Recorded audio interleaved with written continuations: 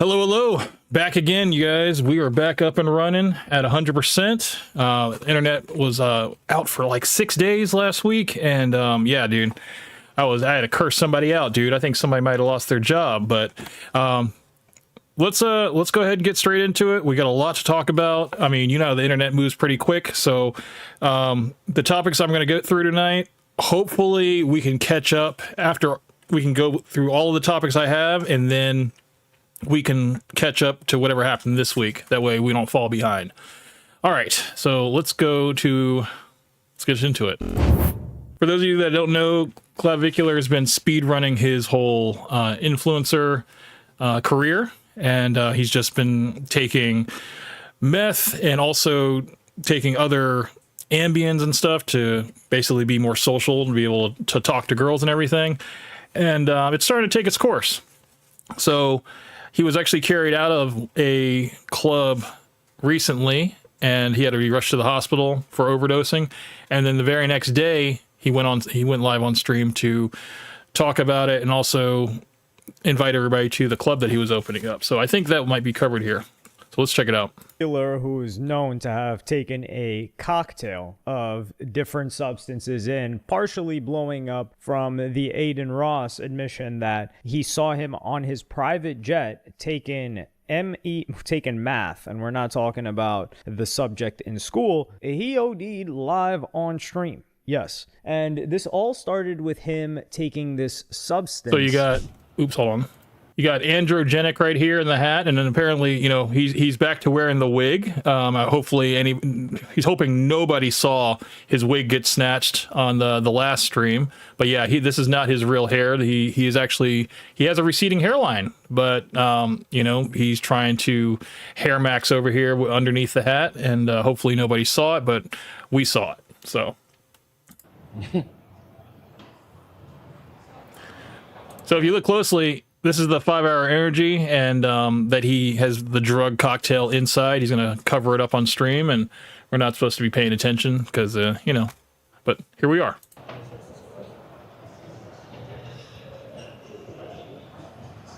Is there a trash can around here?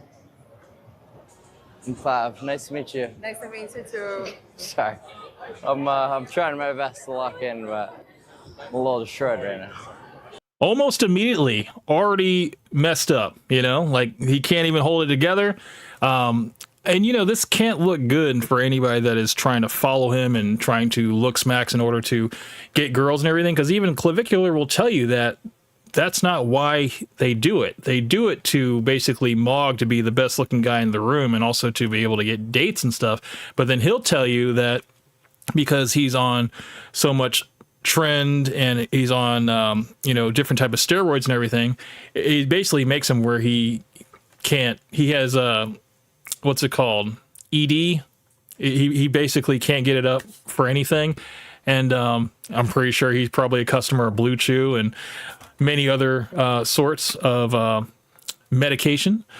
But yeah, it's he'll say that it's not for girls. Like, he basically just does it to be the best looking guy in the room. So go figure. I'm from Brazil. Brazil. I'm Brazil. I'm speaking English also. So this thing that he's downing out of what looks to be a 5-hour energy bottle, it is some concoction of different drugs. And a little bit later, you would see that he would start to say he needed to sit down, and you could see his behavior just being really odd. You know? Oh my God, man. Now the pressure of being a 20-year-old, you know, with so much attention, everybody's watching you and stuff, and just the social pressure. I believe he has autism as well, so he has to try to, you know, maintain a live stream as well as being interactive with people around, being entertaining and stuff. He has social anxiety, which he takes drugs for, and yeah, it's starting to just wear on him and age him a bit. And it's unfortunate because he's not surrounded by anybody that actually cares. You know, they're basically just there to kind of keep him from falling over himself. And, you know, if he starts to pass out on stream, then, you know, they can give him like an Adderall or something to keep him going. Oh, I do want to welcome David from the UK. Welcome to the stream. Toes of Ghost and Coke Benny. Thank you so much for joining the stream, guys. Yeah, I'm having a good time.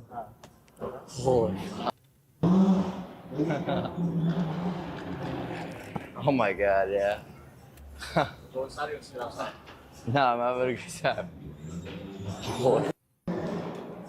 Yeah, let me go sit somewhere.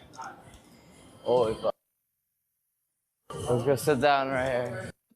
So this is the little bar / restaurant area where Clav basically had his final moments before he ended up passing out and then getting carried out here.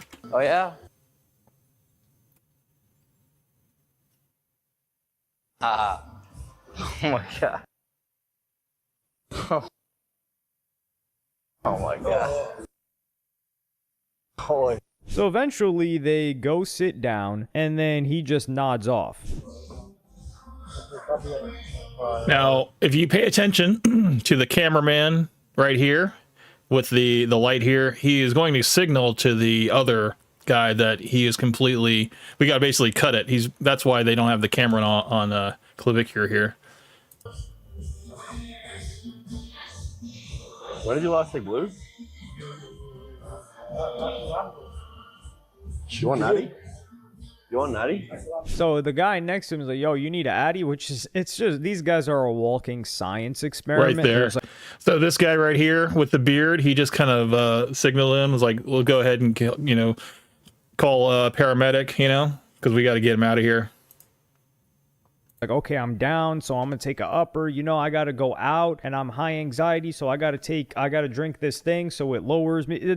They're playing like a game of seesaw with the different substances, and then he would proceed to be carried out by security. Not a good look here, man. Like, I mean, if this is what looks maxing is all about, basically just pushing your body to the limits and then just getting carried out, like, I don't know, man. I mean, if we're trying to mog here, I don't know how you can mog in another man's arms. That's just, it's not possible.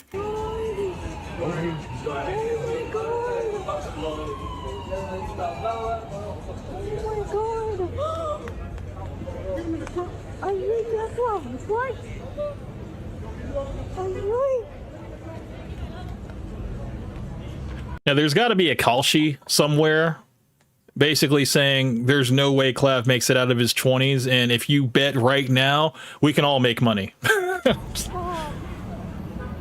It's sad, it's like we all joke and everything like that, but I mean, this is a guy's life, man, and he literally said, he does all of this for money, and if he has to take 10, 15 years off his life in order to look better than everybody else, he's willing to do it. So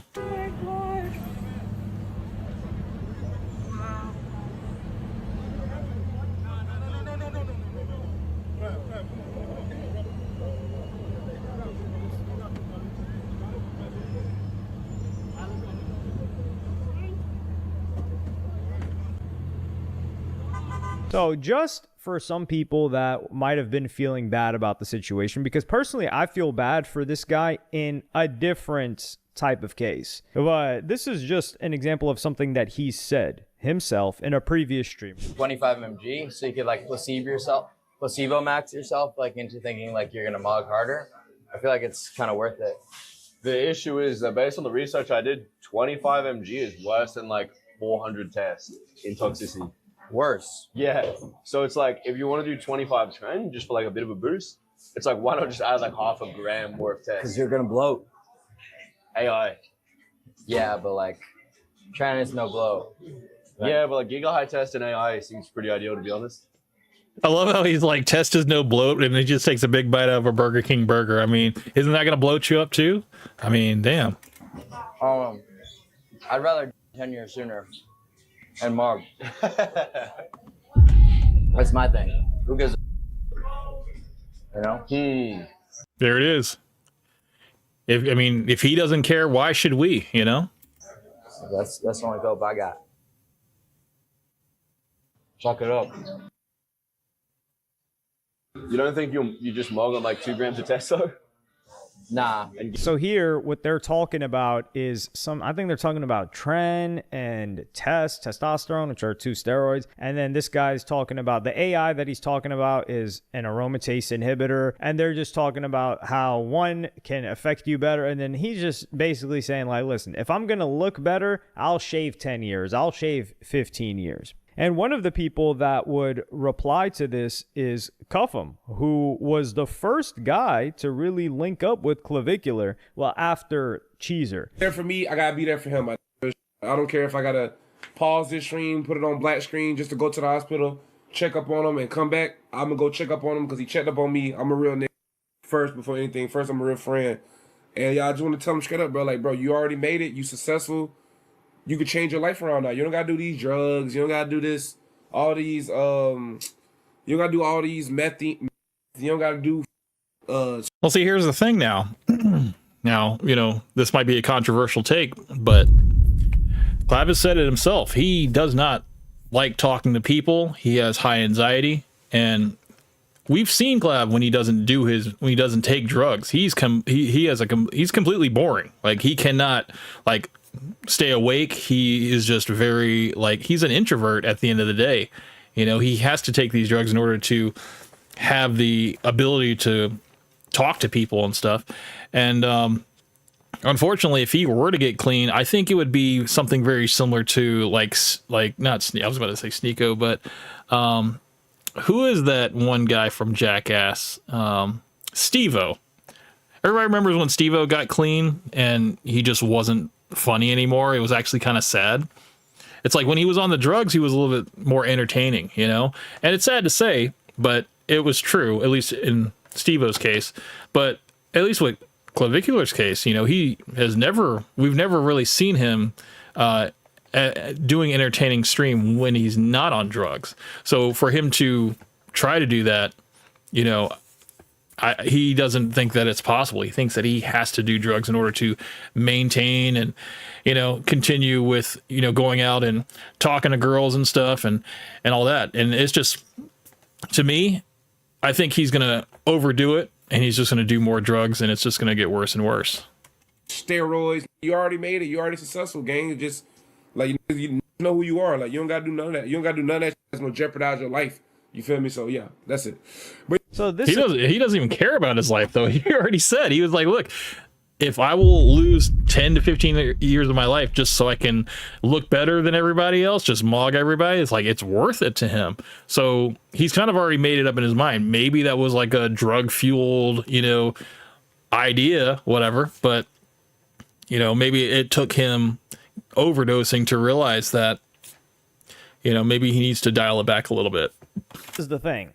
And he's talking about you don't got to do nothing to jeopardize your life. I think he's sending out a good message. This guy himself has gotten a lot healthier. I think he put down the cup. I don't know if he was actually real sipping lean or fake sipping lean, which is something that people accuse Dave Blunts of. But he's been trying to get himself healthy. He's been losing weight. So congratulations to Cuffham for that. And I do think he's spreading a good message. The only thing is that what made Clavicular successful are the drugs. And we're going to get into that in a moment, because Clavicular would finally respond to the situation in less than 24 hours and say, just got home. That was brutal. All of the substances are just a cope, trying to feel neurotypical while being in public. But obviously that isn't a real solution. The worst part of tonight was my face descending from the life support mask. And then someone says, just autism maxed in public. Who gives a F what others think? And he says, if I wasn't a live streamer, I'd agree with you. Because that's what seems to be the case. Like, well,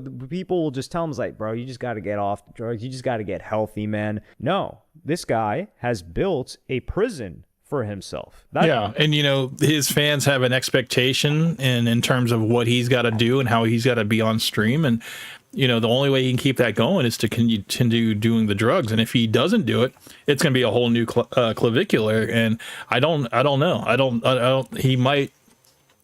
People might realize that he's not as entertaining, and you know how quickly people move on to other people, man. It's going to be, it might be an overnight, just people just mass leaving his group, you know, his support system. That's the problem. Like Clavicular, he has regularly said in the past that he would go days, and he would prefer to go days without speaking to anybody. So he was saying, like, at a time, there were 5 days or 6 days straight where he didn't utter a single word. Yes, not utter a single word. He said he would wake up early or wake up late or something to go to the bathroom just so he wouldn't have to see his parents and or family members and them say something to him, just so he could go back and be on forums. And even as of last year or so, when he was already making good money, before he really started actively streaming, just off of his TikTok stuff and some of his YouTube stuff, he would talk about, like, yo, I'm not trying to go out. I'm not trying to do all this other stuff. The most enjoyable thing I can do is, make my money and sit here and doom scroll and rot on TikTok. He's like, there's nothing more enjoyable than this. And to a degree, I kind of understand what he's saying, even though I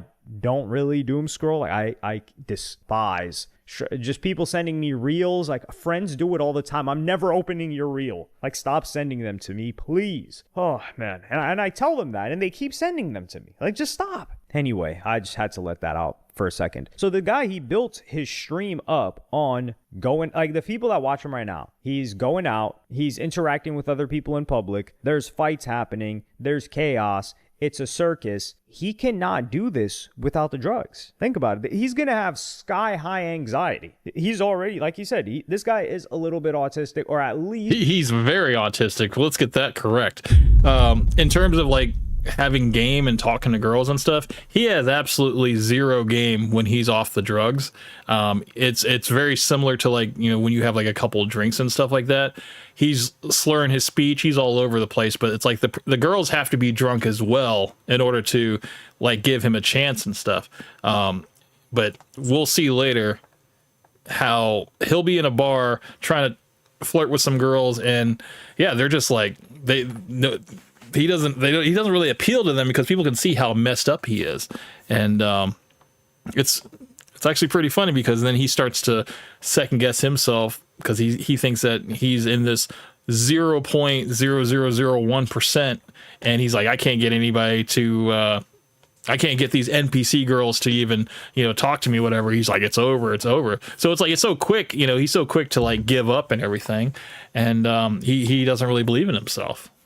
he's high anxiety when it comes to social situations. So if he doesn't take the drugs, then people are just going to say it's boring. Like, he's going to go out, he's going to be in a panic. And this is the difference between him and, let's say, a Cuffum or a Kai Cenat or even an Aiden Ross. If you were a classmate of Kai Cenat's, do you think he could have gone 5 minutes in class without saying a word? Like, this guy went 5 days and he enjoyed going those 5 days? No, Kai Cenat was bouncing off walls since he was probably like 6 years old. I mean, we have content of the guy on Facebook video from when he was a young teenager. Like, not even a young teen. Yeah, I think he started uploading himself when he was 12, 13. This guy was watching FouseyTube and Roman Atwood, doing pranks, screaming, jumping, yelling. He was made to stream. This guy Cuffum also, he's a social guy. Like, sure, he may be in his room, but you can just see him interact. He's high energy. Clavicular is not. And this is the problem, because previously he didn't need to be, because a lot of his content was more informational about like all of the stuff that he knows about these different drugs, and also like looks protocols and things like that. So he could just make that content. He didn't need to be a jester, for lack of a better word, for his stream. So at that point, he could just make the money, and he had a balanced life. I genuinely think that. Yeah, and you know what? We can see how Clav, when he does interviews and stuff, how he actually really is, because he's either like leveling out from the drugs or going through withdrawal. And yeah, he's completely like low energy. He's quick to like drop the interview, walk away and stuff. And we're going to see later in this just how he is. And it's just, it's completely, he's a very fragile person. You know, he has a very fragile ego. And yeah, it's like he did 2 interviews, one with Channel 5, and there was another one with, it's on Reddit. But yeah, the guy basically just asked him a question, and it wasn't about looks maxing, and he just completely like fell out. And then he accused the guy on Channel 5. He's like, do you look yourself in the mirror, and do you think that, you know, you're fine, you know, you're fine with everything that you see? And the guy, he had like good self-esteem. He's just like, yeah, man, it was like, I don't have a problem with it. And he's like, all right, well, if you're going to be disingenuous, I'm going to go ahead and end this interview, you know? And it was just weird, you know? as far as like media training, Clavicular has none of that. He believes that his life right now, other than the money, is worse than it was a year ago. And he even reminisces on times when he's like, man, you know, I really miss living with my grandma. When right now, you just got people around him trying to use him. So if he stops taking the drugs, which let's say he's not addicted and he could stop, which is what everybody that's addicted claims, everyone's just going to be complaining about how boring the content is. Yeah, and those friends that he has, well, no, I call them friends in quotation marks.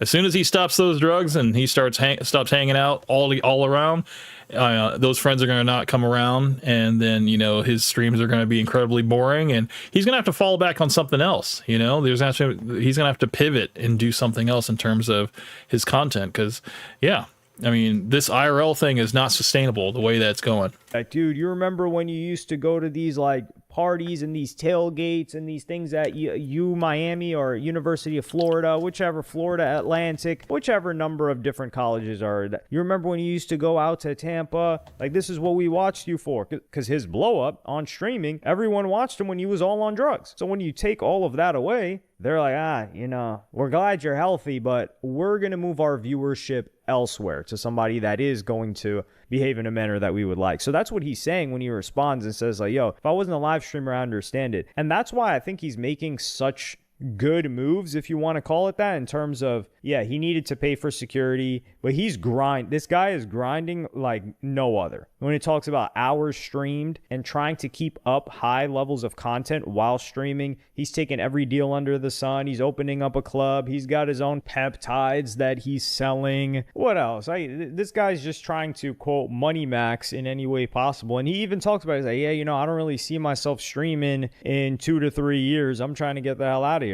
I mean, if he'll even be alive in 2 to 3 years, let's be realistic. If you have a job that you really enjoy, that you love doing all of the time, you're not thinking like that. You're thinking, I hope this never ends. You don't hear an NBA player talking about, like, yeah, you know, after this 4-year contract, I'm out. I've got my $60 million. That's enough for me to live. No, they're like, I'm trying to play as long as possible. I want to be in this game like LeBron. I don't want to get injured. I want to keep pushing. And like, for example, when a player gets injured, a lot of them are depressed, even though they're still getting paid. Do you think if Clavicular was promised the same amount of money that he would still be streaming? And he's like, yeah, you know, you could take an injury, you can sit on the bench. Absolutely not. I don't think he enjoys the people that he's around, but he set himself up for this, unfortunately. And the show must go on when you've got all these employees. You've got a penthouse that needs to get paid. You've got a crib that you just bought. You've got security. You've got people relying on you. And you just, how else are you supposed to cope with this? Plus, you got to remember, he ran into that stint in Arizona, you know,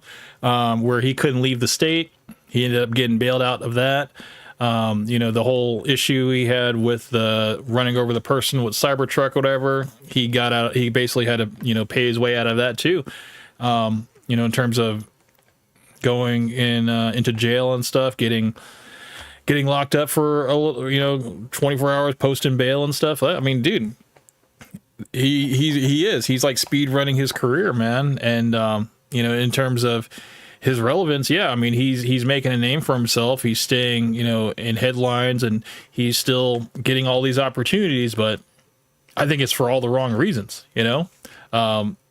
Yeah, he is, you know, popular, but we all know what happens, you know, within a year, maybe even 2 years, you know, like, people won't even know who he is if he completely disappears off this earth because he just overdoses and does more drugs. Other than substances, when you needed the substances to get to this level of success in the first place. And by level of success, I don't mean the general success that he had before he started streaming, but his streaming success is 100% reliant on these substances. And you can just see if he tries to stop them. Well, he knows. He's not a stupid guy. He knows if he tries to stop that the content's going to go down, and he's subject to having panic attacks. Just try to put yourself in his shoes, for instance. Let's say you're a normal person. Let's assume that, you know, you're socially normal. You can hang out with people. You've got friends, all that other stuff. Grew up normal, wasn't bullied, wasn't super sheltered. If I put a camera in front of you, well, number one, I have a guy following you with a camera that's pointed at you and 2 security guards, which you need because people have attacked you in the past. you are suddenly the center of attention. You're probably already going to feel a little bit anxious because everyone on the street that you pass by is looking at you, and you know that they're looking at you. And you don't know what they think of you. You don't know if they think, oh, here comes another one of these streamers. You don't know if they think, oh, hey, I know that guy. You don't know. But everybody's looking at you. You're suddenly the center of attention. And then in that camera, there are a bunch of people in a chat waiting for you to entertain them. So there's pressure. You're putting on a performance. You're not just hanging out and doing your regular life. That's not what this guy built his stream on. Some people, they're able to do that. He is not. So you have that. And then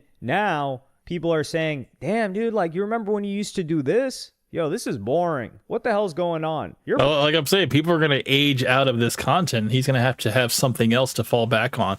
I mean, where he was doing the, I guess the looks maxing, like tips and tricks and stuff like that. I mean, as bad as all that kind of sounds, you know, with like, you know, doing different types of, you know, drugs and everything, and, you know, saying that, hey, he's been doing this since it was 14. And he doesn't recommend it to anybody.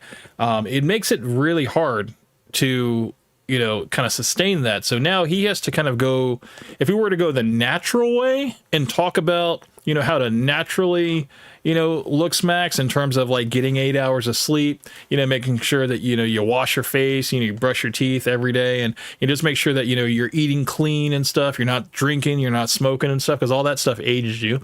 You know, it's like, is he going to be kind of the model to really go off of? Because all these drugs are going to really age him up, you know, and people have already seen it.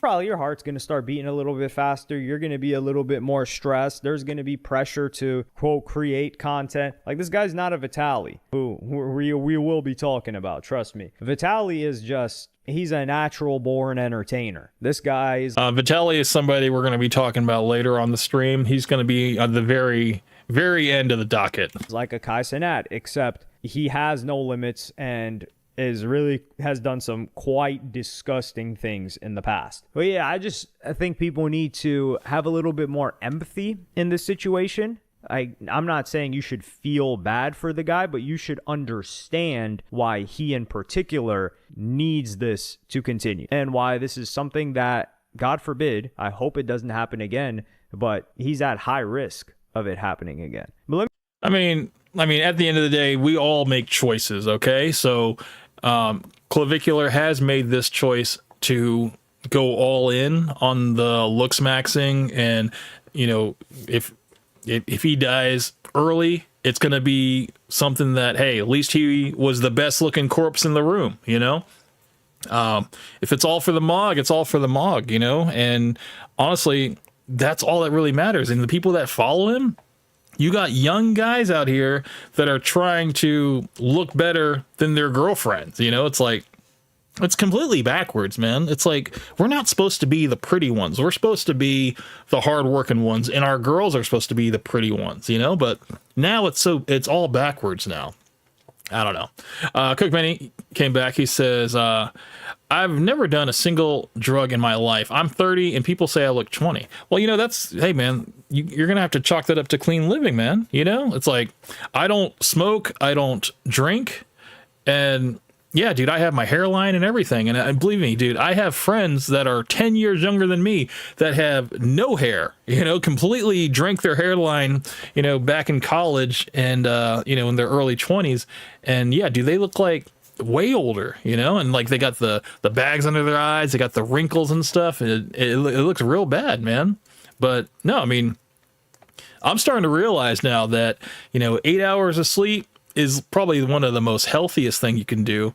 And then as far as like staying away from drugs and everything, yeah, I mean, it's like, I think there's a time and place for all of that, you know, and I think all of that is, you know, in your, not adolescence, but, you know, in like the 16 to like maybe 19, 20 age, you know, and then after that, you should just completely stop, because then after that, you got so much responsibility, you know, you got bills to pay, and, yeah, it's like you can't be a functioning adult if if you're on drugs all the time, you know, because you become dependent.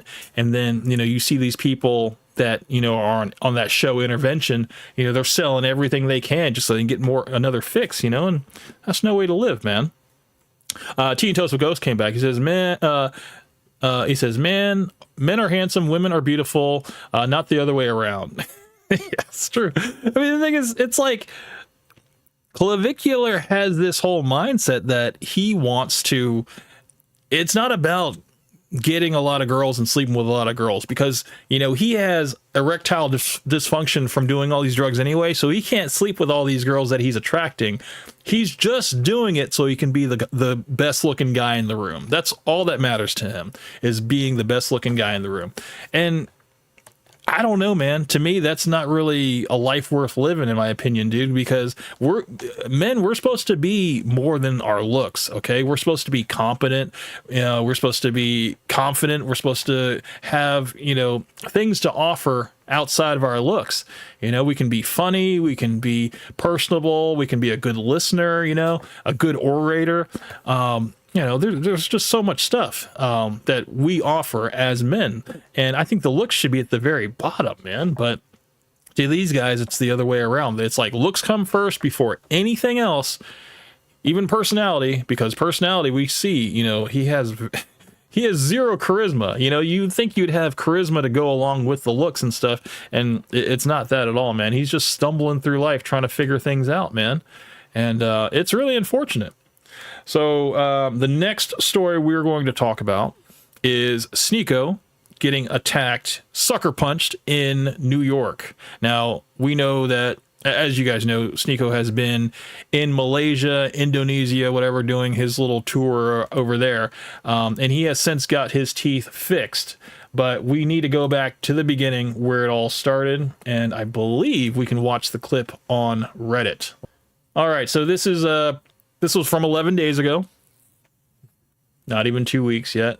But pray for Sneako. This is the clip of him walking in New York, staring at his phone, and he gets knocked out. Well, he doesn't get knocked out. He gets sucker punched by this guy in a Dr. Pepper t-shirt. And then apparently he says he got pepper spray. So he got pepper sprayed by a guy in a Dr. Pepper shirt.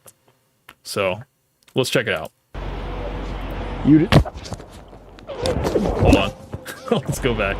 All right. So this doesn't have the part in it where he was talking about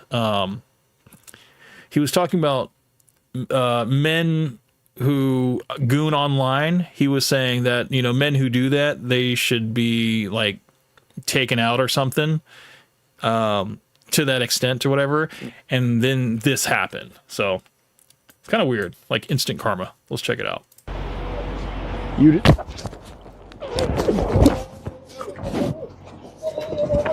What the?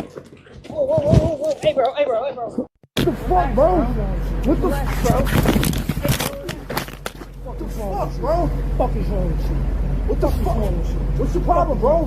Hey, what the fuck, bro? What is wrong with you? Fuck. All right, so we're going to get more context, don't worry.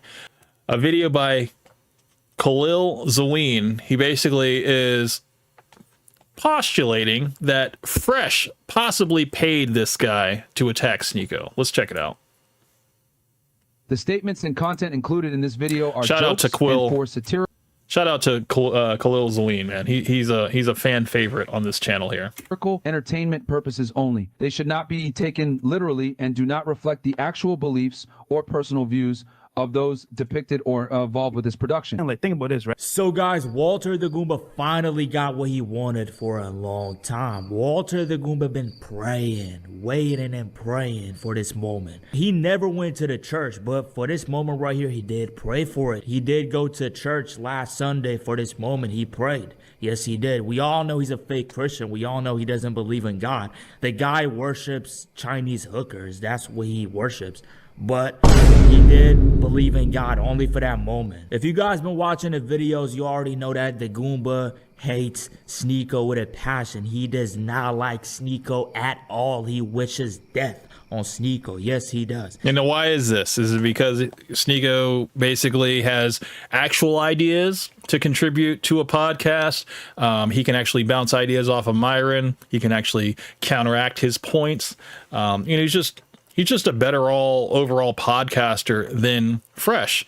And Fresh has had this long-standing rivalry with Sneako, and it's quite obvious why, because he feels inadequate around him. Walter the ugly Goomba said publicly that something bad should happen to Sneako. I mean, he didn't word it like that, but here's the clip. Lost their fucking jobs. It's not funny. Honestly, bro.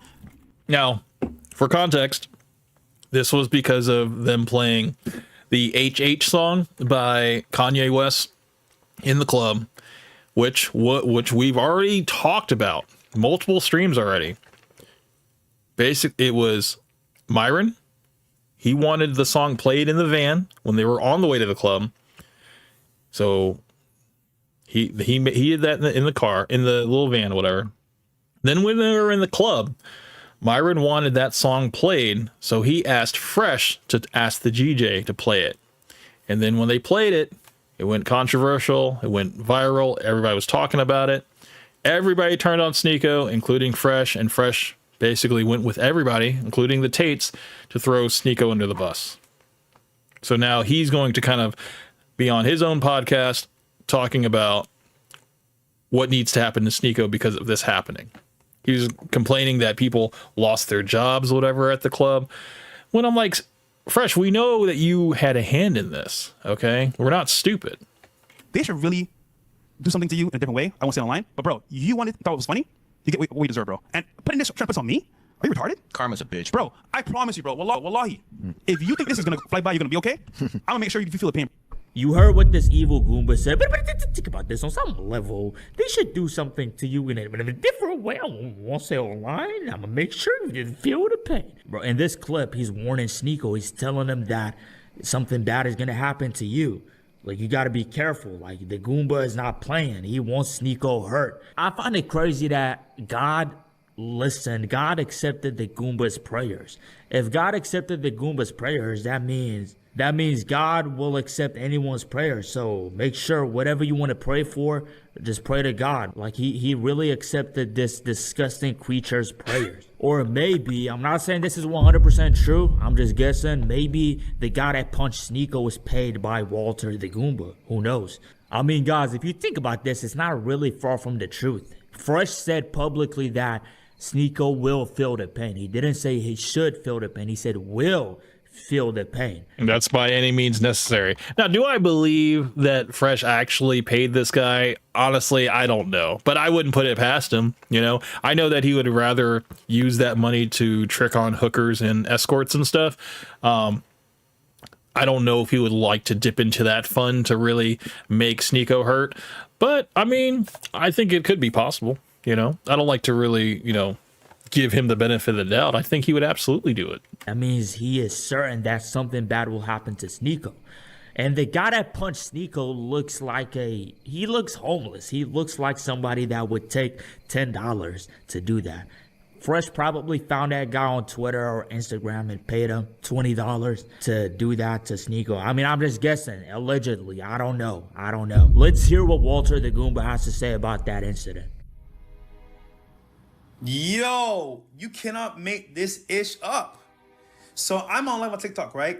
Giving y'all a game, adding value, and they're spamming me. I'm like, you are not giving game on TikTok for one, okay? You're not giving any value whatsoever. If anything, you're just rambling, and you just have a bunch of bots on there anyway. So nobody was really watching him. I'm pretty sure I think there was only like one, maybe two people on his entire live. So that's a lie. Why y'all spamming me so much? Did this ugly Goomba just say he was live on TikTok, added value? What value? What value are you fucking adding, Fresh? Nobody on earth finds anything you say valuable, Fresh. Nothing you say is valuable. Stop lying. Nobody was watching you on TikTok. Here's his live on TikTok. Look how many people were watching him. Talking about I'm adding value. Shut the fuck up, you ugly Goomba. Kind of fine. Now, we all know that Fresh has been known to bot his streams, okay? He bots his Rumble, he bots his TikTok, and he also bots his YouTube. So let's not forget that. Now, lo and behold, Sneako was attacked in New York City by this guy here in a maroon shirt. Look, I don't support violence at all.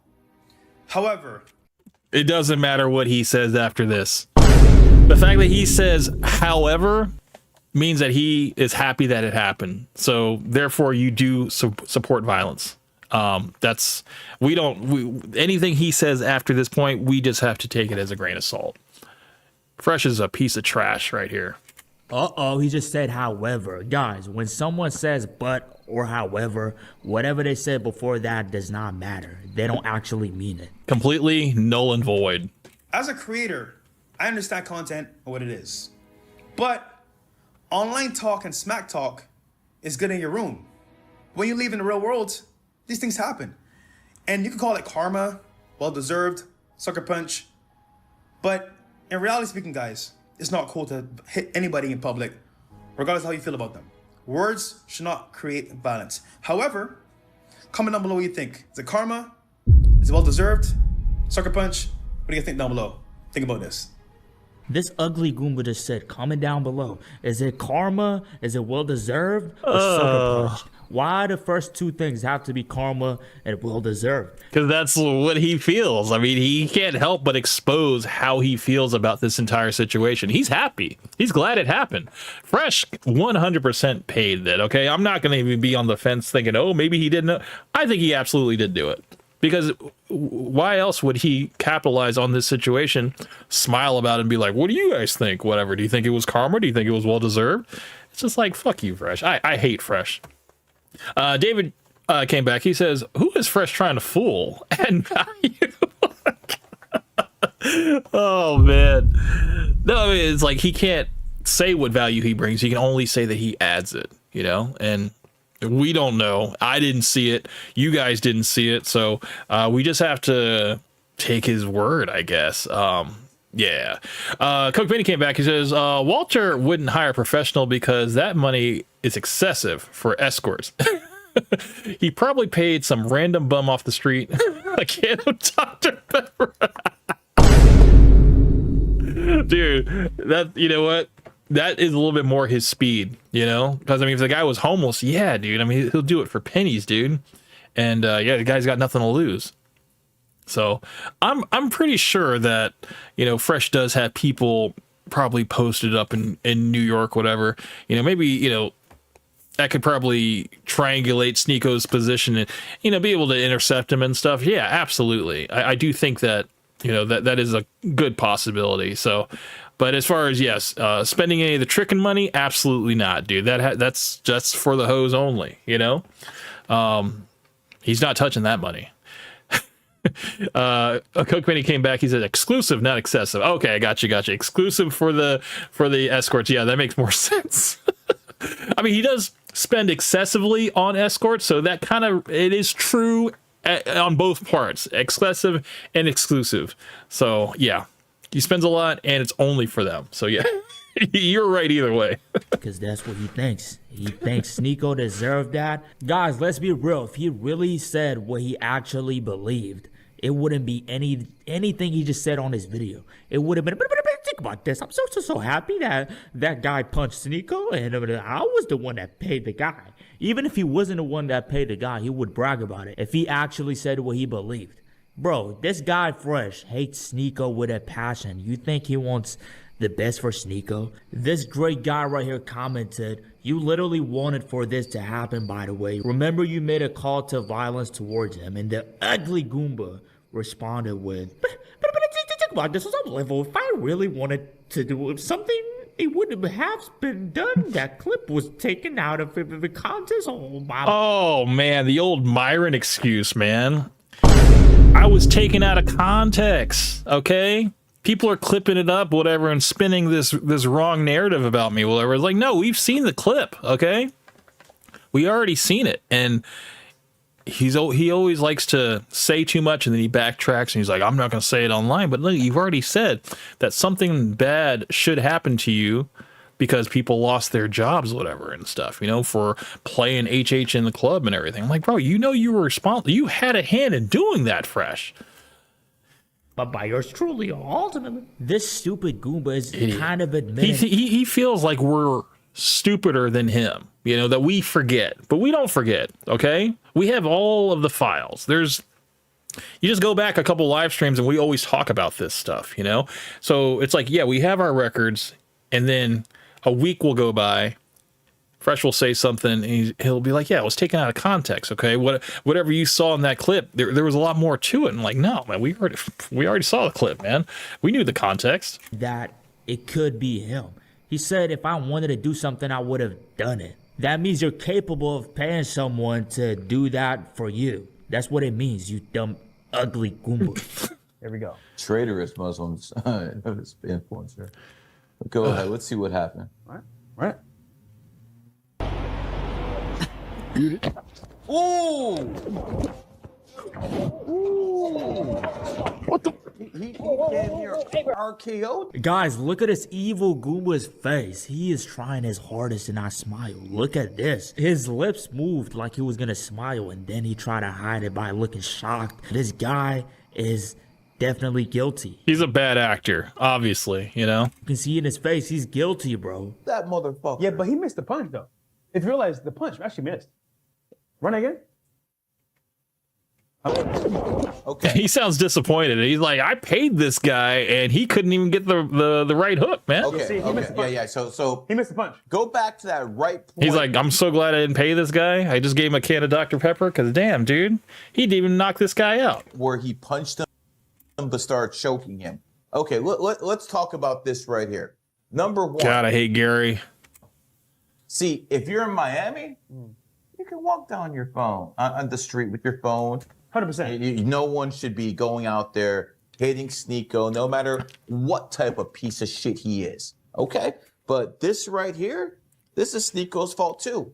He's in New York and he's not aware of his surroundings. That would be like me going to Harlem and just not being aware of my surroundings. What do you think's gonna happen to me? Yeah, so I made a comment on TikTok. I was like, okay, is it deserved? Is it just like random? Or is it like karma? And honestly speaking here, maybe it's lack of judgment, no security in New York. I don't know. But in this case, who is this guy anyway? And why come at him like that? Because the punch missed, by the way. He punched at it and it missed. He kind of got him like by, I guess, like the arm. Oh, he has a boo-boo. Oh, poor Sneako. Oh, I do that too, but I'd knock someone the fuck out with this thing, bro. No doubt. You guys are saying I'll imprint this Warriors on their ass. To handle some stuff. Dude, Gary, the numbers guy, is like the biggest like shit talker, but he's like the biggest, chubbiest like teddy bear. Like I don't think he would harm anybody. You know, like he talks a lot of talk, but he has the most punchable face. You know, you could literally just deck him. You know, take him out in the friggin' gut, or just knock him out in his face, and he'd be down on the ground. He wouldn't be able to get up. Okay, easily, but he's all talk. He's so and Fresh too. Fresh is not a fighter. We already know this. Fresh, he would be out with one punch too. I didn't even realize that. Well, he mentioned what happened on actually after the actual punch.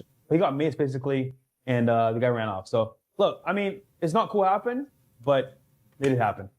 Think about this. It's not cool what happened, but it did happen. He really wanted to say it's not cool what happened, but I'm glad it happened. That's exactly. It's like why would he like? It's not cool it happened, but it happened. It's like, okay, Fresh, you didn't. That kind of goes without saying, man. What are you talking, man? It's like he's trying so hard to not admit that he had something to do with it, but he's just like, I'm glad that one of my enemies got socked out. I'm just happy, you know? It's like, just say that, man. Just stand on business. He keeps saying it's bad, but it's horrible. However, like, why do you gotta say but or however? Like, just say it's bad and that's it. And you know what that means? That means karma's coming for Fresh because he wishes this ill will on another person, you know?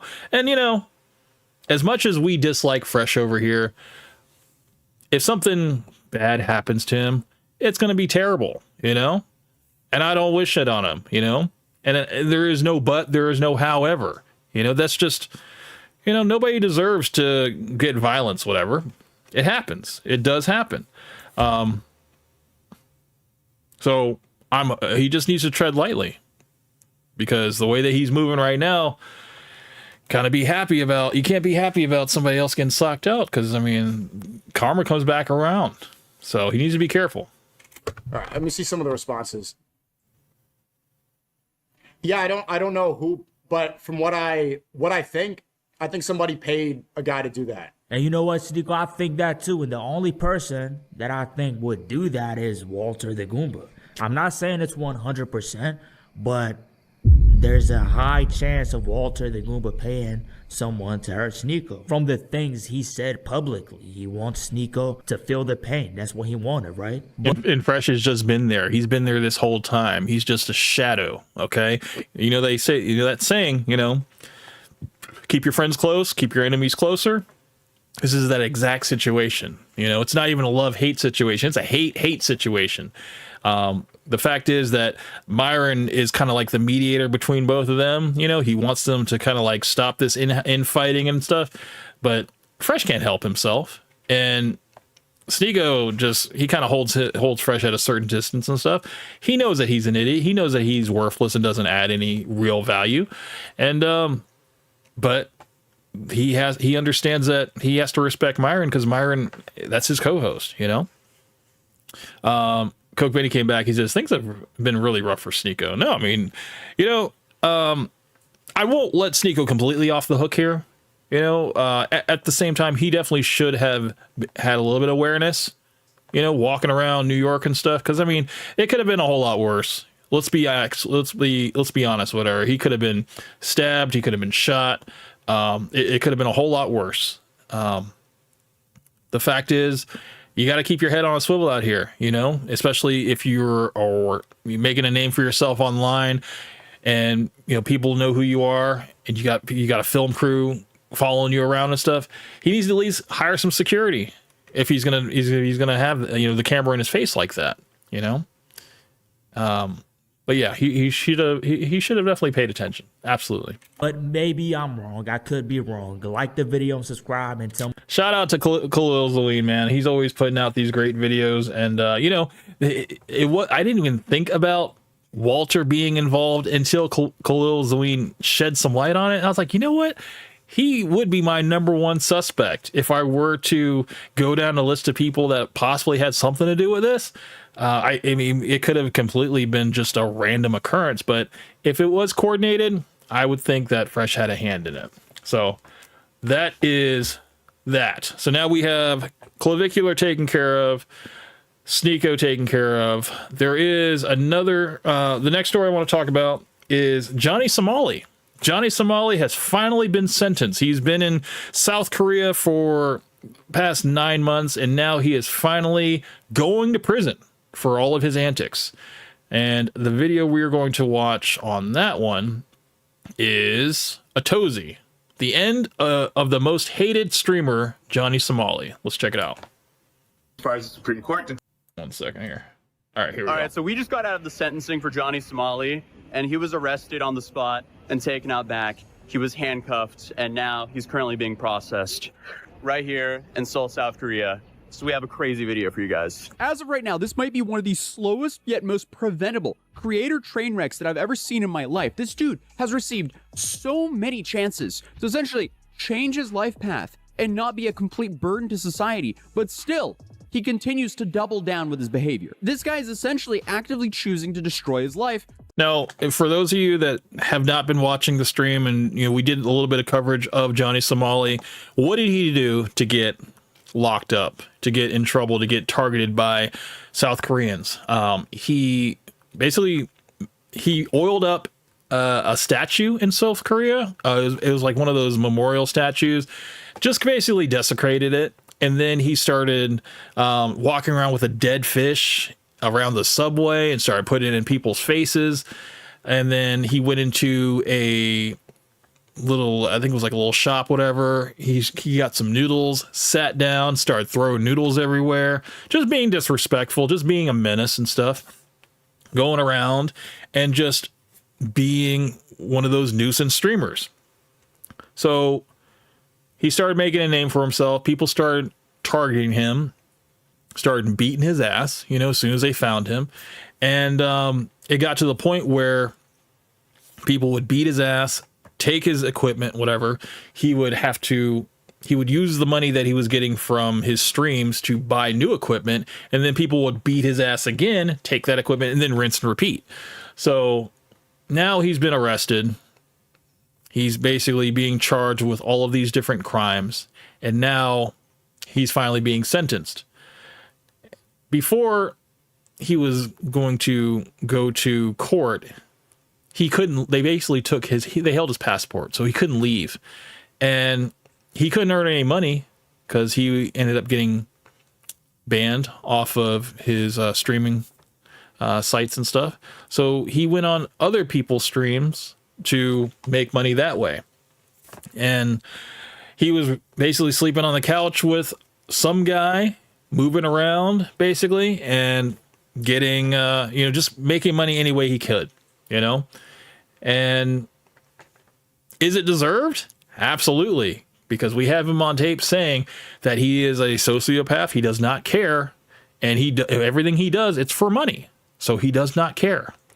So now let's catch up with how things are going with him now. For some attention online. Like, imagine having the arrogance to fly out to random countries and harass their citizens for profit. The dude went to court in Japan and ended up in jail for 3 months before they finally let him go. And apparently they let him go because he was actively lying to the judge. And this person obviously is the IRL streamer by the name of Johnny Somali. And yet, after doing all of that, when he got out of the Japanese jail after being stuck there for 3 months, he didn't take it as a massive wake-up call to get his life together. No, he chose to double down by publicly bragging about how he lied to the judge. I lied to the judge. The lawyer said, lie to the judge and apologize, say that you're sorry.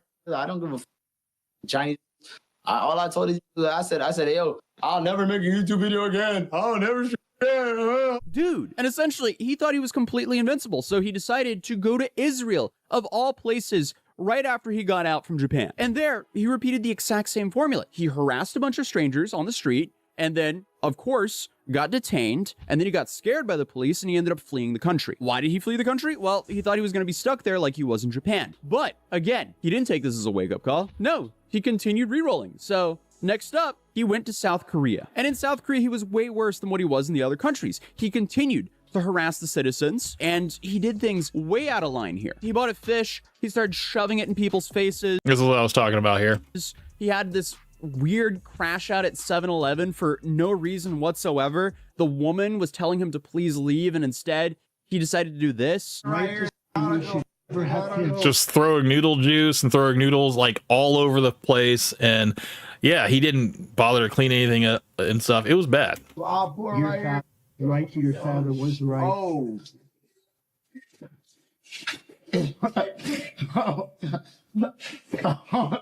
And when the South Korean citizens got upset with him, he doubled down like he always does. But this time he went way out of line. So he found the Comfort Women statues, which are statues to honor the fallen female victims of World War II in South Korea here.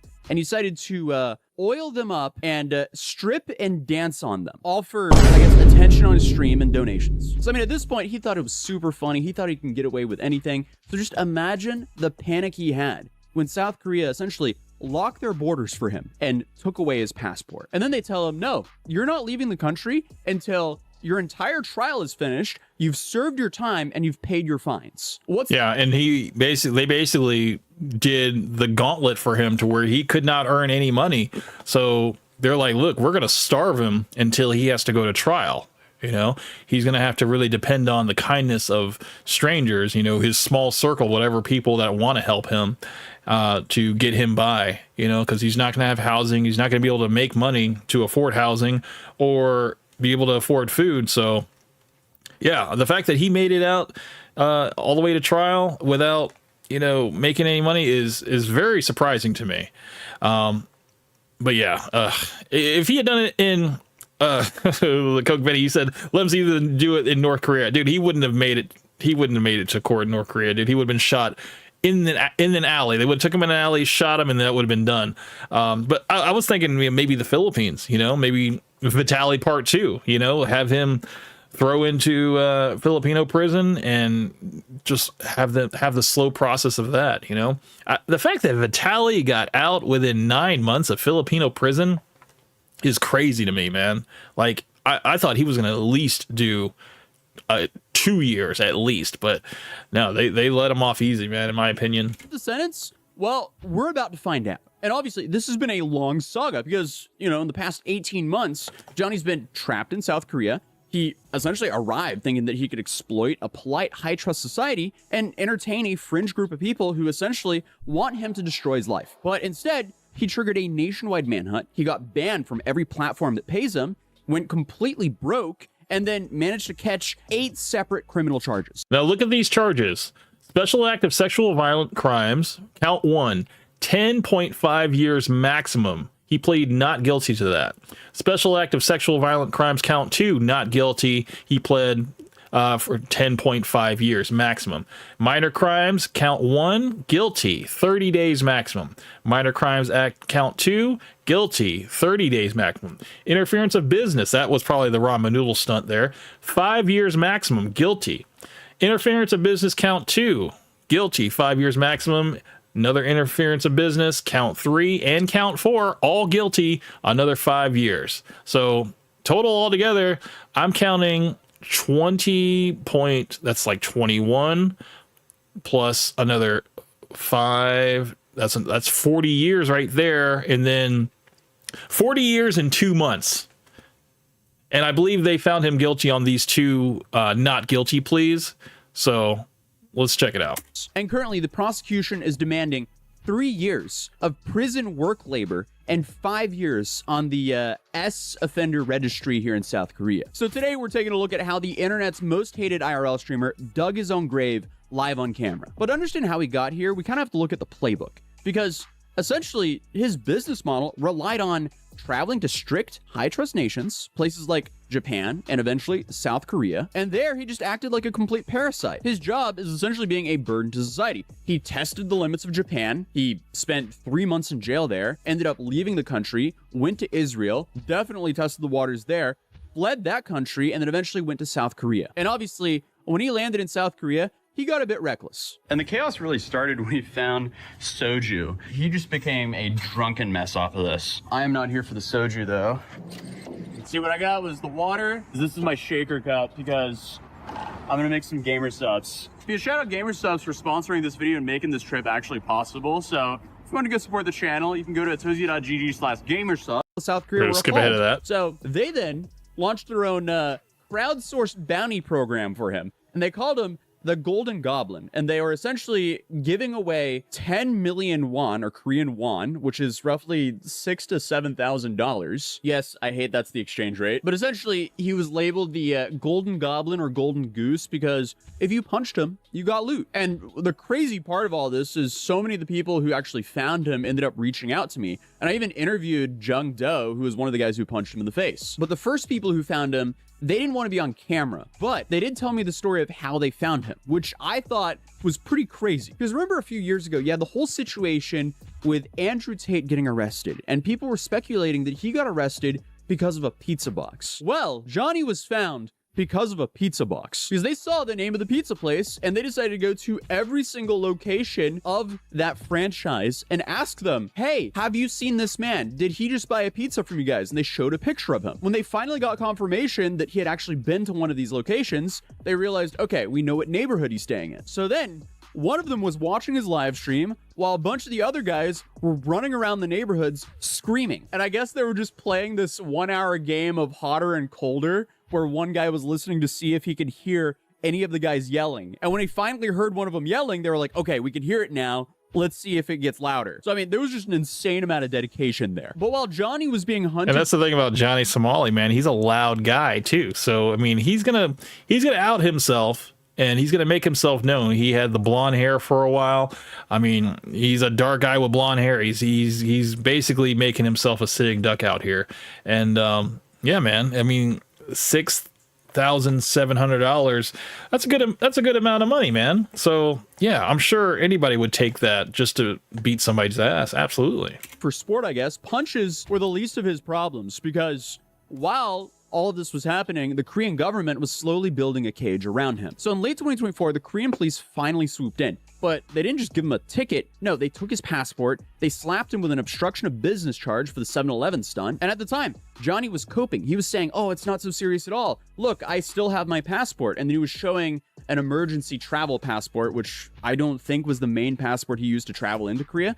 But even if he used that passport to get into Korea, it's not like he could just leave the country. Yeah, they would have locked him out at the customs and stuff. He wouldn't have been able to leave, dude. This is why him and his Discord group were trying to plot and figure out how he could sneak out of South Korea. And that's where you had that one moment where they were like, hey, you should just take the train out of Jeju, which does not make sense considering Jeju is an island. Then I think another one of his plans was taking a raft and live streaming himself, taking a raft out of South Korea, which National Guard, Coast Guard, whatever would have got him then. And I think that would have been even worse, right? obviously wouldn't have ended well. Either he would have been picked up by Coast Guard or he would be at the mercy of the ocean. But regardless, either he would have to illegally enter North Korea or illegally enter China. Hey, Coke Betty, he would have, if he had illegally entered North Korea, I think that would have been an upgrade to what we've all been seeing here. I think that would have been a whole lot more entertaining. They probably would have on site taken him down. Which just doesn't sound like a good idea. In China, I don't think he would have voted well in China either. You know, because China doesn't play either. But honestly, this was just the start of his problems, because essentially he's proven to the world that he's a parasite, but a parasite needs a host. And his host were the streaming platforms he was live streaming on. So what happens when the money printer turns off?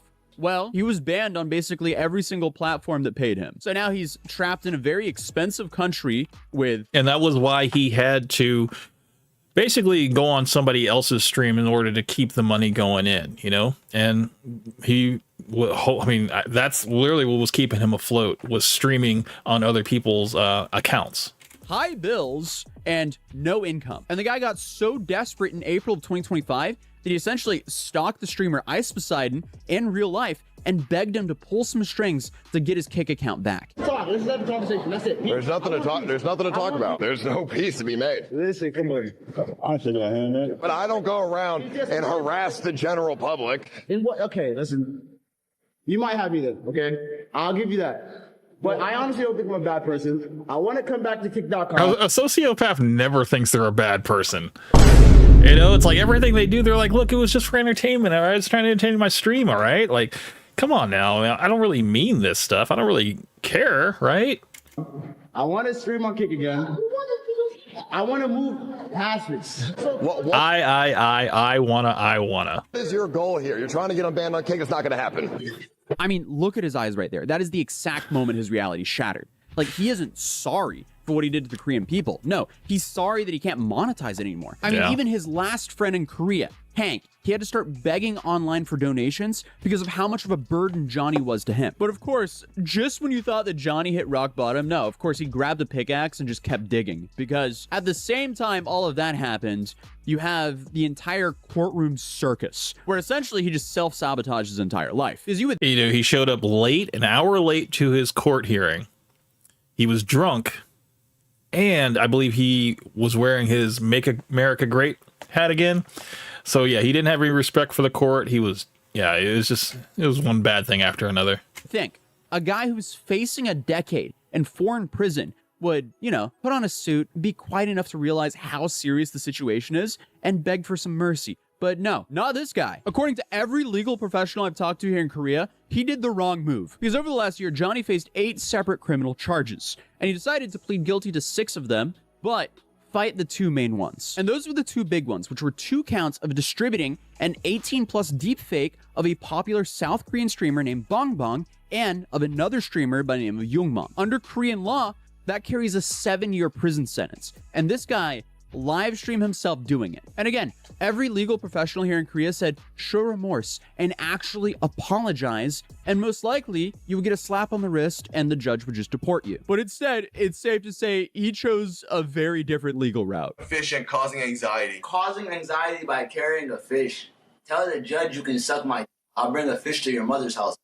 I don't care. The judge, prosecutor, y'all can suck my... Is there anything you want to say?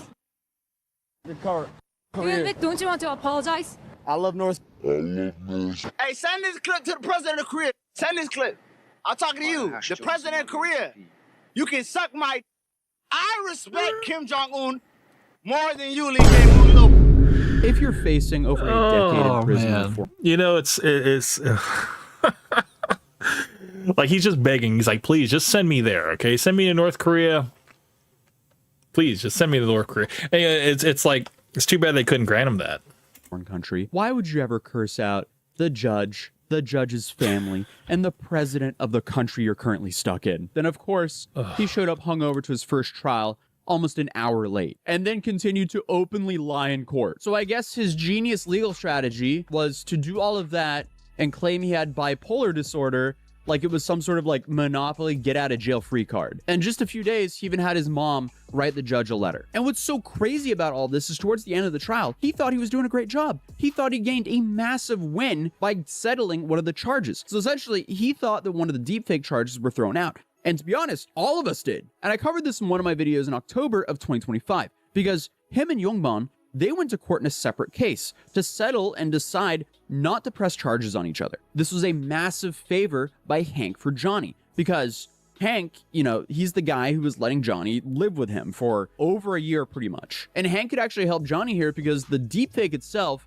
was of Hank and Youngman being intimate with each other. And Johnny showed this clip on his stream laughing at it, and Youngman also showed the same clip on his stream reacting to it in shock.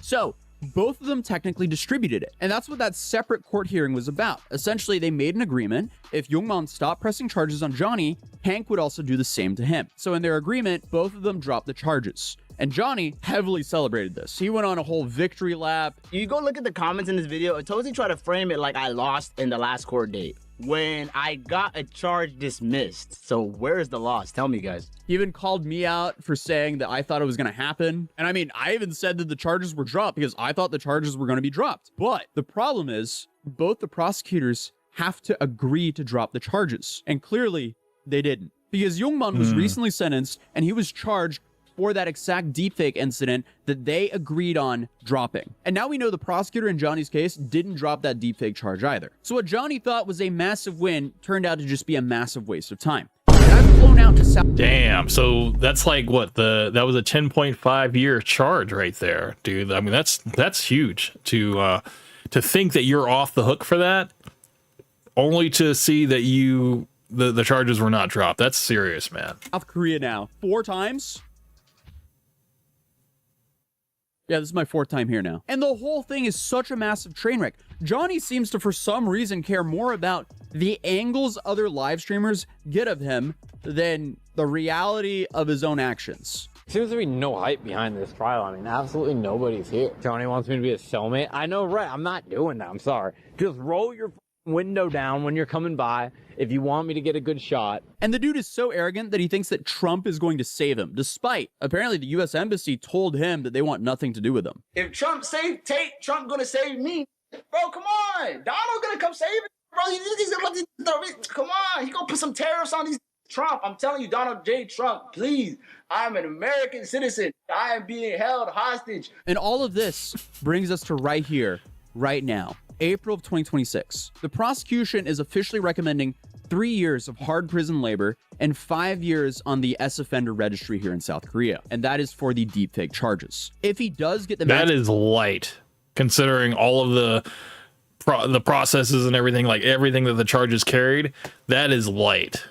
Sentences stacked on top of each other, he's currently facing 12.5 years in prison. And it's safe to say the dude hasn't given the judge a single reason to go easy on him. The judge makes their final ruling now on April 15th, which we're approaching very fast because it's April 14th as of recording this commentary bit right here. All right, good morning. So we're now headed to the final trial day for Johnny Somali. It is sentencing day, and a lot of people are wondering what's going to happen because you have a pretty wide range of things. Most of the legal professionals that we've talked to here, they're thinking that he's going to get in the ballpark of what the prosecution was asking for, up by 25% or down by 25%. But we did hear from someone who I guess has been convicted several times here in South Korea, and he's thinking that most likely he'll get a slap on the wrist or some type of probation and would be allowed to leave Korea. So who knows? And in the morning of the trial, Johnny decided to upload this poll where he was trying to get his community to vote on if they think he was actually going to prison or not.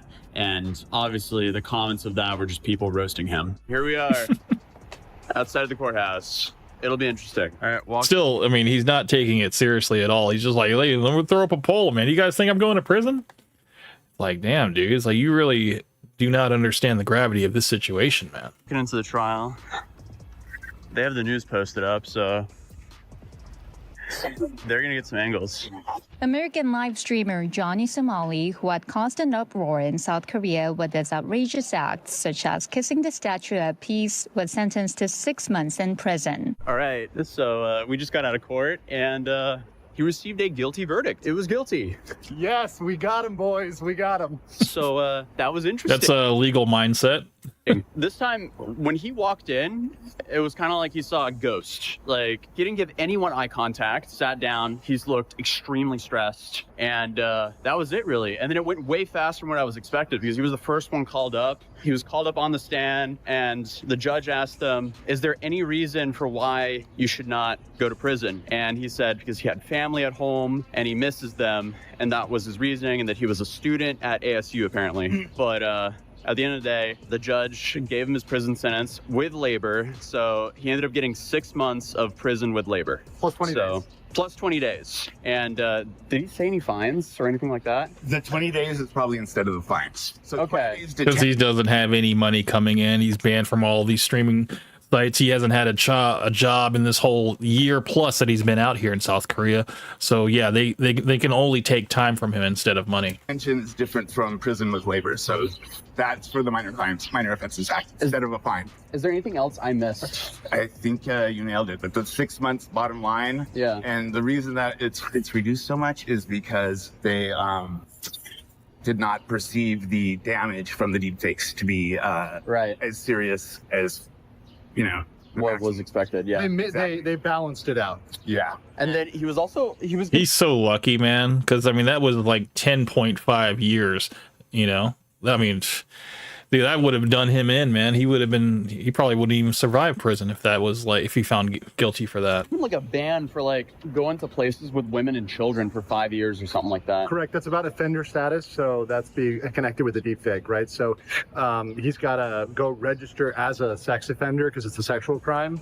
So he's got to stay away from places involving women and children, just like in the U.S. where you stay away from playgrounds and daycares and stuff like that. I wonder if that carries over though. If you were a sex offender in South Korea, does that transfer over your status in the United States if he ever comes back? I'm curious about that.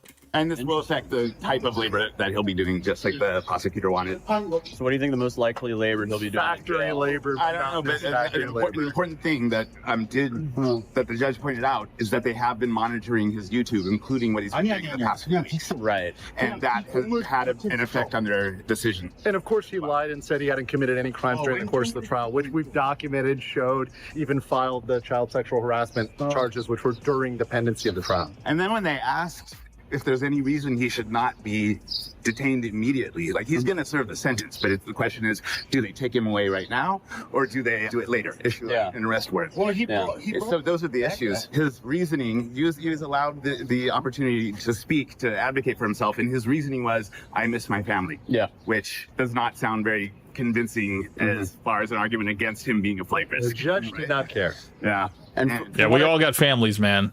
You know, it might be time to take some accountability, though. I saw his mother was not there. A lot of people were speculating online that his mom was going to show up, but I didn't see her there. No Hank. She was not there. Hank was not there either. And so at the very end, he was escorted out of the room, not through the front door that he came in, but through the side door, which is where he was going to go. He did have a full backpack, which means he knew that he was expecting the possibility. A packed full backpack. Yeah. And he was wearing an Israel and USA pin, which no keep though. No keep. Oh boy. So after that, he was taken to the back room. Was he handcuffed there? Yeah. He was handcuffed in the back room, searched, and had all his stuff itemized, and they're going to bring him out right here. But also, regardless of what happens, you also have an appeal process here in Korea. So let's say if Johnny gets a slap on the wrist, the prosecutor has 7 days to appeal. And apparently they can appeal 2 to 3 times here. So let's say they give him a slap on the wrist. He can't leave for another 7 days. If the prosecutor decides to appeal this, he has to go through trial again. And apparently that can repeat a few times. Or if they throw the book at Johnny, Johnny also has the right to appeal as well. So it's been a few hours since we got out of the trial. So we went to a study room and we've been working on the video right now. But Gabe found some interesting information about the appeal process, because if you guys did watch my live stream right after the trial, my Wi-Fi dropped about 9.5 minutes in. So the last 3 or 4 minutes of the stream was never there. So that was very unfortunate, but now I'm going to update you guys about what we said before the internet dropped. So essentially, you found out more information on how the appeal process worked. Right. So let's say if Johnny, he got a 6-month sentence, but if he appeals or if the prosecutor appeals and the new trial takes longer than 6 months, what happens then? So if the prosecutor appeals, which the prosecutor can appeal if they're not satisfied with the sentencing, they will continue the trial. And if it goes beyond 6 months, he stays in prison as if he's in detention during trial. Wow. So say it goes on for 9 months, he stays in the prison for those extra 3 months. And then say at the end of that process, they tack on an extra 6 months, then they will subtract that from the time served.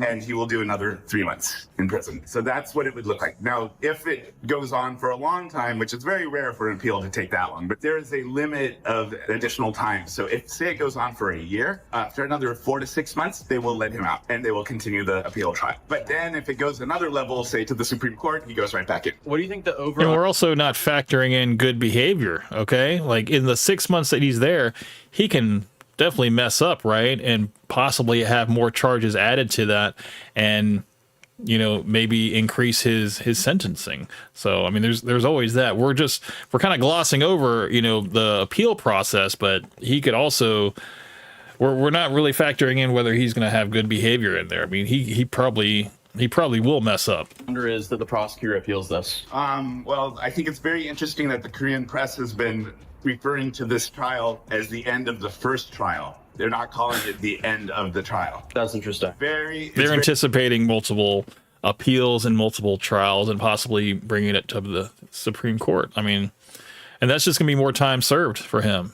Very common in these articles for them to call it the first trial. So there's a perception and maybe an assumption that the prosecutor will be appealing a sentence that was actually less than a third of what the prosecutor had asked 20% of what the prosecutor asked for. Exactly. Yeah, he requested a 3-year prison term, which was probably work labor for most of it. I have here in the Korea Herald, the prosecutor's office was contacted for comment on a possible appeal, but they haven't responded as of press time. Interesting. And then, they state here, under the Criminal Procedure Act, a defendant can be held in custody for up to 6 months during the first trial. So if it takes 6 months, then they can hold him for another 6 months. If the case moves through appeals as far as the Supreme Court, detention may be extended by additional 4 to 6 months at each level, bringing the total possible period of custody to roughly 14 to 18 months. So it could even result in a lengthy trial where he gets more time than the prosecutor wanted. And when it's appealed, it doesn't go in front of the same judge then, right? That's right. It goes before a panel of 3 judges. So because this is sort of escalated, think of it as an escalation, they're going to need more minds and they're going to need the 3 of those judges to come to a consensus. And usually they come to a unanimous consensus, but sometimes they have to really do a compromise. Like there might be one judge that really wants to let the guy go and quit, but the other 2 really want like the maximum punishment, so they'll find some middle ground. But usually they're able to find a consensus. So if an appeal goes through, that would then become very expensive for Johnny, because either he gets a public defender or he has to hire a new attorney on the suit. I think he would have no choice but to get a public defender. He would need a major like almost support network, and he doesn't even have a network of one person at this point. Because Hank. Damn, so it's not looking good for him, man. Public defender. If he tries to appeal, I'm pretty sure they're not going to fight that hard in his corner. And every time he appeals, it's going to possibly tack on more time. And they could always go the other way. And it's just more time that he has to wait, or, tacking on to his current sentence. And yeah, man, it's a lose-lose situation, man. He really should have thought this out, and yeah, he's really screwed himself. He's no longer supporting him. That's correct. You would need to have that support from outside, because it takes work. Yeah. Same is true with the public defender, right? With the public defender, at least the public defender will do their job, but they're gonna do the absolute minimum. Right. So it would not be looking very good. I mean, I don't think it would be a strong. He's got a prayer, man. That's all he's got in his hands, man. He's got to just hope to God that they show him mercy. But I mean, all they got to do is just watch a couple minutes of all of the clips that he posted online. And I mean, I think the decision for them will be pretty easy to, not let this guy off easily. They probably just throw the book at him, give him the sentence, whatever, throw away the key, and just be done with it, man. Case anyway, but that would be the way to go. I call it a free lottery ticket because anybody can appeal, and it's not like in the United States where they can reject it. Right. If he decides to appeal, it goes to trial. Interesting. Your chances of winning are the same as a lottery ticket, so it's a free lottery ticket. Well, thank you so much, Gabe, for all of the help throughout the entire trial process. He goes as Culture Brad on YouTube. I'll be linking it down below. He's building this massive documentary on Johnny Somali, and he's released a few clips teasing that documentary on his channel, so definitely recommend checking that out.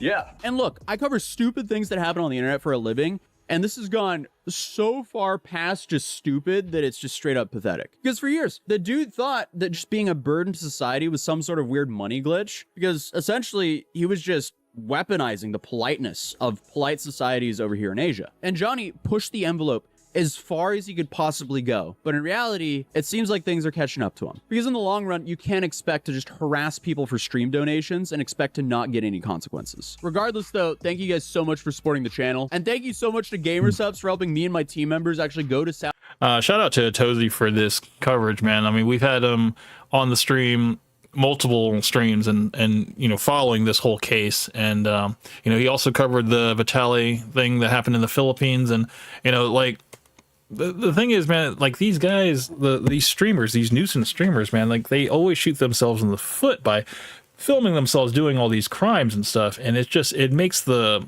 court case so easy for the defendants to just throw to easily, settle this case, and come to a conviction, easily. So, yeah, I mean, if they have to make an example of Johnny Somali in order to kind of let everybody else in the world know, like, hey, we're not really ones to be messed with, so be it, man. Somebody's gotta go down for it. All right, so that was a little side thing about Johnny Somali. Let's go to the next story. The next story I got for you guys is going to be Myron Gaines. Myron Gaines completely phoning it in on an After Hours. Now, we can't really go a stream without talking about Fresh and Fit, man. These guys, the fact that they're still going at this time is, it's amazing. It really has baffled me that they've gone on for this long. The stream that I am referring to is an After Hours, and it was completely led by Fresh, which, you guys already know how I feel about that. I don't think Fresh has any charisma whatsoever, but for Myron to be completely silent on an After Hours, to be present but to also be silent is something that's very, very unique. We don't really see much of that. But someone did get fired. Someone did get fired that was on this panel, and the video we're going to be watching is by TinkABoutDis. It's Fresh and Fit employee gets fired after being exposed. So let's check it out. I don't know if it's true or not. I'm just here. So, Fresh, you mind reading it, please? Sure. MJ's Daily. Girl sitting next to Myron calls him and Fresh misogynist behind the scenes on stream, but supposedly works there, according to the Telegram group, too. Oh, and said twice, so $30. So, is it true or not? Oh, what have I talked about, like, the whole thing online? The whole thing? Oh, no, so I mean, you say offline then? I don't know who I would say it to. No, but is it true? The only time I've talked about the podcast is if I'm trying to find girls for it. Yeah, but so this is her first issue right here. She is not denying any of the claims. Okay, the fact that this person has said that she has told people online that, yes, the people that she works for, these guys, Fresh and Fit, Myron and Fresh, are misogynists, whatever. It's not a good look for them, and especially when she's the one that's kind of giving girls, an outlet to come on the show and stuff, and trying to promote it and stuff. It's kind of a back talk, and it doesn't look good. So typically, we've seen Myron kind of take charge in this whole situation, and he will fire people right on stream. He has no problem with doing that, but he doesn't do it here. Watch Myron's behavior here. There's times where I've been on live and been like, if there's any girls in Miami that want to get on Fresh and Fit tonight, text me. Like that. So is he capping? Is what you're saying? I mean, You idiot. You should have said yeah. You should have said yes, but she didn't. This was she just told on herself. I mean, I haven't said it, but I don't disagree with it. No offense.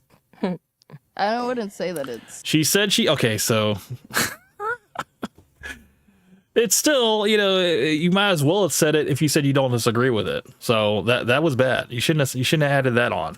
Actually, I'm not. I mean, so like, hold on. So then, why would you want to work here? I'm confused. I mean, I would just say that there's like certain opinions that you guys have that I wouldn't fully agree with, but I don't think you guys are bad people at the end of the day, like behind the scenes or anything. You know what I mean? apparently we hate women, so Really? apparently, according to this, this supporter. Allegedly. You guys do say misogynistic things, though. What? Define misogynistic. Somebody, please. This is Myron's cue to speak, but he does not speak. I mean, anybody, please. This man told me in my face that I shouldn't vote. Oh, really? So, okay. I think Myron does speak here when it comes to voting. But in terms of like answering the question, what it define misogyny, Myron doesn't say anything here. it is what it is. Nah, You specifically, or women shouldn't vote? Specifically, women. Yeah, this is the one time, and you know what? I believe Myron only speaks like this one time in this whole podcast, and everything else he just stays quiet. That's not specific then. That is specific. That's You one said- gender, period. Yeah, but women is general. Yeah. It's not You think? specific. I mean, Fresh has been on this podcast ever since it started. You think he would be able to define misogyny at this point, but he doesn't. But He said, he said a little bit of both, and I think he wouldn't take it back tonight, so it's okay. It's okay. comment. Myron's allowed to have his Myron, own are you gonna opinions. Go talk? King. Period. Myron. What's the selective service? Huh? What's the selective service? That's why you shouldn't vote. That's it. That's all he said. I already knew what it was getting to. I already knew what And it you couldn't answer. I I asked you the can't. same question before, and that's precisely why you guys shouldn't have the right to vote. Ah, man. Wait, what type of service are we talking about? That's the problem. That's why you shouldn't have Military, the right to vote. The draft. T-Mobile. That's exactly why you shouldn't have I'm the right to kidding. vote. The Navy. Having children. We literally create human beings. Well, what are you hold talking on. about? Last time. Wait. And this is the last thing Myron has said the entire time. He does not speak the rest of the stream. And then for the world to keep- Let me get it straight. We're misogynists. You work. I would say no. Hold on, I wait, would. stop. Let me talk. Okay. You're working here, talking shit about us behind our back. I haven't talked shit about you guys. No. Because why do you make that shit up randomly? I have openly said online that I work here and I've went online looking for girls. So he's not lying. I haven't said that you guys are misogynist. Do you want to start following me on TikTok so that you can watch Because if I had and then an look out for yourself? employer, I would never talk shit about them online. I haven't talked shit about you guys online. Well, is he lying? I haven't talked shit about you guys online. What is that? But this is also another reason why people don't talk about what they do, because they switch it into a narrative and turn it into this. But he didn't. Yeah, but you didn't. You're not saying that he is lying. You're not denying it. So it's not good. Okay. Is I'm he lying? telling you, I didn't say it. Oh, so you didn't say it. No, I told you what I said. So he lied. I told you that I've been on live. I've said that I work at the Fresh and Fit podcast. Yeah, if there's any girls in my She's saying everything around the point, but she's not actually denying it. She's just saying I didn't say it, but he's not lying. I'm not. She could have just said that he's lying, but she's not going to say that. and me that want to You work said here that he tonight. had some views that are, misogynistic and shit like that, and that you didn't even deny it at all. So, is it No, true or not? I Sign up said in that. this. Is it true or yes or no? I 'Cause, literally if said it's that's- true, then it's cool. Let her talk. Good. I literally said that it's not what I said. I repeated what I've said online multiple times. I'm not gonna say that. Yo, chat. What do you think we should do, man? Should we tell HIV to leave, or should we keep her on the panel? Fresh, don't say that to her, man. It's not true. She doesn't have it. Why are you doing that weird shit? It's just chat saying that shit. Because I'm about to expose you right now. Myron does look pissed off, David. You're absolutely right, but he's not going to say anything. Even when Fresh is going to ask Myron. He's like, what do you think we should do? You know, because he's not going to pull the trigger. He's going to ask Myron. And Myron, he's going to be like, look, man, I don't think we should do this on camera. We should do this behind the scenes, whatever. Don't ask me, whatever. He doesn't have the energy to fire her right now. It's kind of wild. Fire. Stand fire. Fire her. Kick her out. Roast her. Yeah, they agree. Right now, Fresh is waiting for Myron to say something, but it's not. It's not happening. Of course your chat does. You couldn't deny that he was lying, so I mean, he was right. I said that I didn't say it. The first part I didn't say, but I have said online that I work at the Fresh and Fit podcast. I could probably even pull up a clip from yesterday saying that, like, if anybody wants to come on the Fresh and Fit podcast. Just talking around the point, okay? This is not what we're asking about. We are asking if you had said online that Fresh and Fit are misogynists. That's it. If a woman does this and talks around the point, says other stuff that she says, but doesn't actually address the point, then yeah, she's trying to pull a red herring. Podcast for tomorrow night, like, and you're in Miami, let me know. Let's do a poll. This is why people like don't talk about the personal shit that they do online, because then people start like doing calls into their work and stuff and doing shit like No, but like, because I know what I want to do, but well, I mean, well, what do you want to do? He's saying that you went on stream and you actually mentioned, hey, this podcast is, you know, Fresh and Myron is, you know, they're misogynistic and stuff like that. So that's what we want to confirm. Like, did you all go on stream and say that they're like that, or no? Is he lying on your the name? only time that I've talked about the podcast on stream is when I like had high views at a time, because you know, like in lives, there's like a period of time where you're at your highest And views. you like So you that's also the mentioned time- like so when that's the time where I'm saying if there's any girls in Miami that want to get on the Fresh and Fit podcast, leave me a DM. but you're like dodging the question though, because like you Completely dodging the question. Just answer. The reason that she can't answer the question is because it is true, unfortunately. And you know, you think this would be cut and dry pretty easily to make a decision, but we're just trying to get her to hang herself right now, and she's not doing it. She mentioned that when Mara was, I mean, we're trying to get a woman to take accountability here. Okay, it's going to take some time. Speaking about the like voting shit, is that something that you didn't agree with? I'd say there's like a few things from the last podcast. Yeah, and then that, like, he I hates disagree women with, but because. there's things that you I'm could up here right say. now. But I'll you help you could right even now. say that there's things that I've said that I disagree with. I'll help you It's right just now. to each their own. So Okay. listen, to be fair, you could disagree all day. That's fine. That's actually normal. Disagree. Well, So that's not an issue. I wouldn't say that I but the fully issue disagree is- with you guys. Is that not only did he say that, I've heard it too. Oh, you and did? the crazy part is that, like, I didn't bring it up because, honestly speaking, here we go, Fresh. It's a joke. Maybe you weren't serious. But I asked you point blank, is he lying? And you said, No, what I've said on stream is that when I have high views, I am looking for girls to go on the podcast that are in Miami. so you never called me my misogynist ever. Behind closed doors. Don't lie. Don't lie to me right now. We're on air. That's what I think. No, there's You know not. what? You know what? No, I'm What do you gonna wanna be do? honest. The fact that you can't deny it, man, it's this is like you're hanging yourself by not denying it.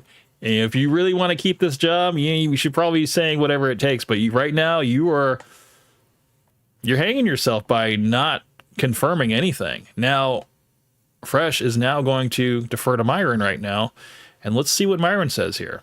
Cookman, he came back and says, honestly speaking, on some level, I actually know a lot behind the scenes.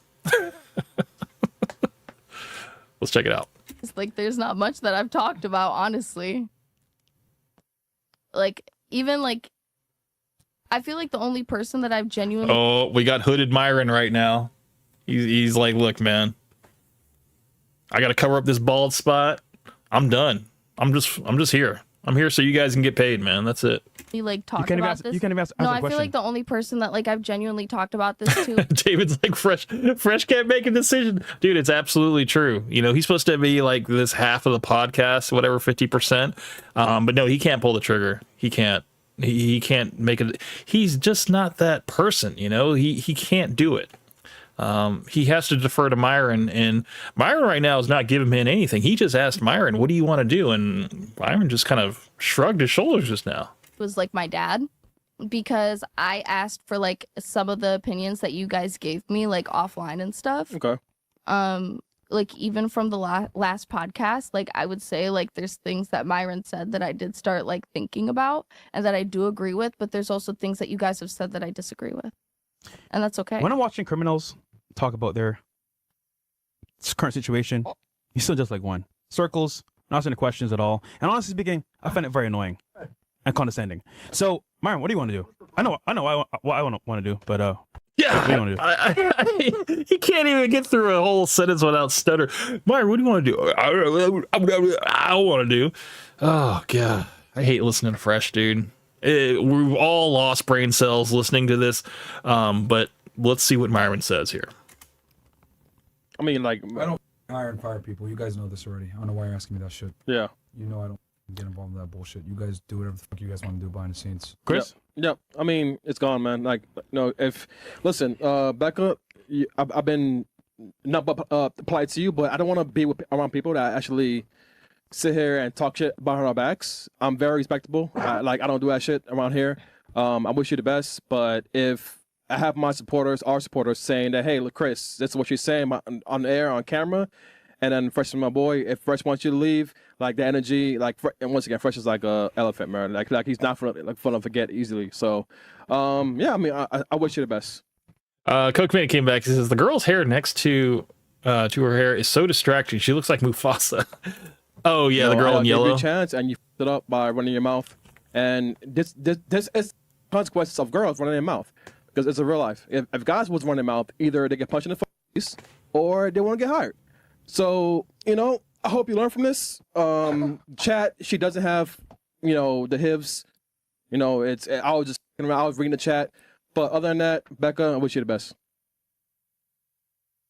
Please leave. Yeah, leave. Okay, well, I like the beginning part is nothing that I would. Okay, the beginning part is nothing that like. She does not respect anything they just said. Like she's just like, yeah, I'm just gonna keep talking. Like whatever. If it's something that I agreed with, it's not something that I would say online because you guys are my employer. Yeah, but it's fine, Becca. It's cool. Like if working here is one thing, but like we can definitely. I've been respectful to you. So have I. I haven't said that you haven't. Yeah, but you said we were, talking shit about misogyny and shit like that. So it's fine, Becca. It's just leave. It's fine. What does that mean? Just leave. Just get up and leave. It's fine. Go ahead. Come on, let's go. That's the weirdest thing on earth. Whoa, somebody in your mouth. I did. Well, you just said no, or. I feel bad because she brought me here. Like, she didn't bring me here, but she kind of like introduced me to this. She out. Walk. All right, we got any more chats? Did she leave it? Yeah. So I don't know if Fresh actually heard that for real. I mean, Fresh likes to say that, I knew this as well, but I wanted to kind of hold back and see what you would do and stuff. It's like, that's kind of bullshit. We don't know. We don't know if that just might be Fresh just gaslighting the whole situation. But yeah, Fresh having this information and withholding it, and not acting on it and letting her basically hang herself and stuff, and then kind of coming in the last second saying, oh, I knew this actually as well. It's like, if you knew something, you should have said something. It's not okay. I've never seen somebody get fired in front of my face like that. That's crazy. I mean, it's not that serious though. Is it? No, it's not. Okay. Don't say that. That's. Come on, just be honest. I mean, it's not. I done fired people too as a manager, but like, damn, that's still kind of up. Like, What? I mean, I understand your point of view. I understand your point of view, but like, I'm just saying, right? In any situation, any circumstance, right? If I'm employed by someone, it's bad that we are now in this era with Fresh and Fit where Myron is completely checked out.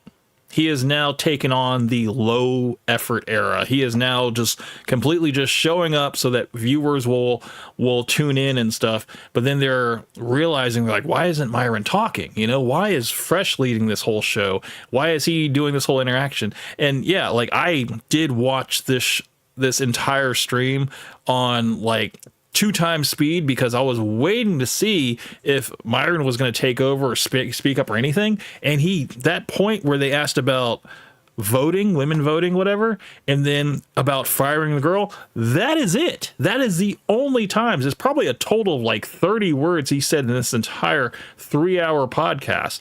And it's like the roles have been reversed. You know, like he's taken on the old school Fresh role, and Fresh is now trying his damnedest to steer this ship.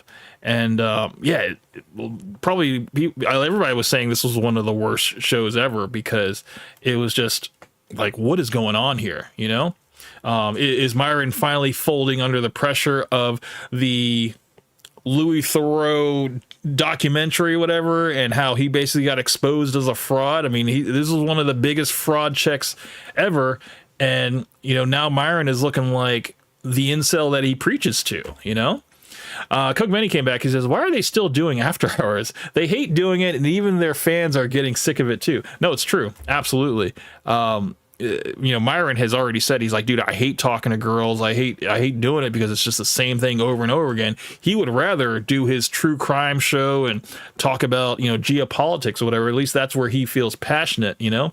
But doing this, he just feels like he's just coming into work and just completely quietly quitting. This was one of the funniest comments.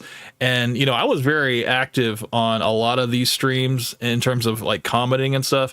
I was like, dude, this is I was like, Myron is acting like he is 1 week into his 2-week notice.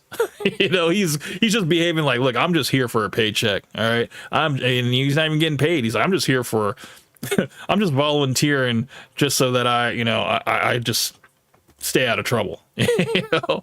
Exo Charles, welcome to the stream, sir. Yo, hustlers, man, good to see you, man. Yeah, man, this is a rare form that we've seen. You know, I think the one and only time that I've seen Myron go completely silent, that was an experiment. They did it the first time in the old studio, and they basically try to have Fresh host the show, and Myron was just going to kind of sit there and let him run it. And it was one of the worst shows ever. But then this happened, and it was like it trumped that show because now Myron wasn't even trying, you know.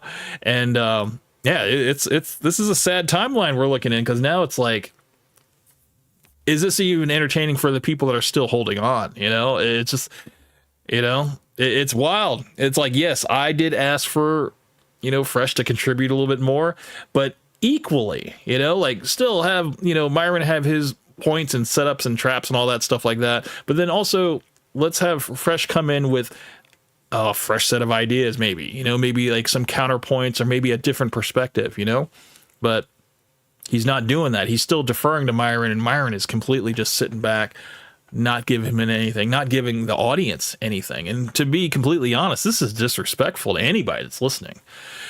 Oh, let's see. David came back. He says, you got to feel for Myron. He is flanked by 2 buffoons who can't talk without stuttering.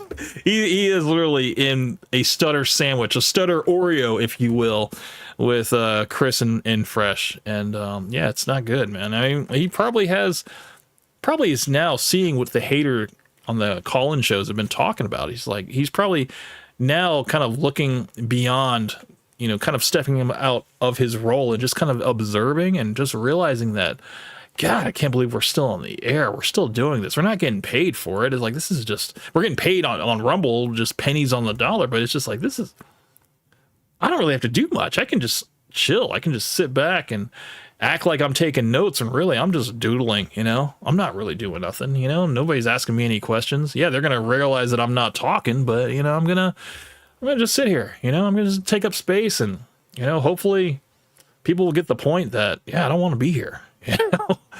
And then Coke Benny says, have you seen the video where Myron tells Mo to shut the fuck? Yes, I have. That actually happened at the beginning of this stream, actually, because Myron says that he had not been getting a lot of sleep lately. He had been, you know, streaming a lot, whatever. And then he hadn't been he hasn't been gotten sleep for a couple days. And then Mo chimes in, like he always does, and says it's been more like weeks rather than a couple days. And then Myron says, shut the fuck up, Mo. So yeah, and Mo, of course, you know, he says too much, put his foot in his mouth or whatever, and he's like, I'm sorry, I apologize, whatever. But yeah, that was pretty much it, man.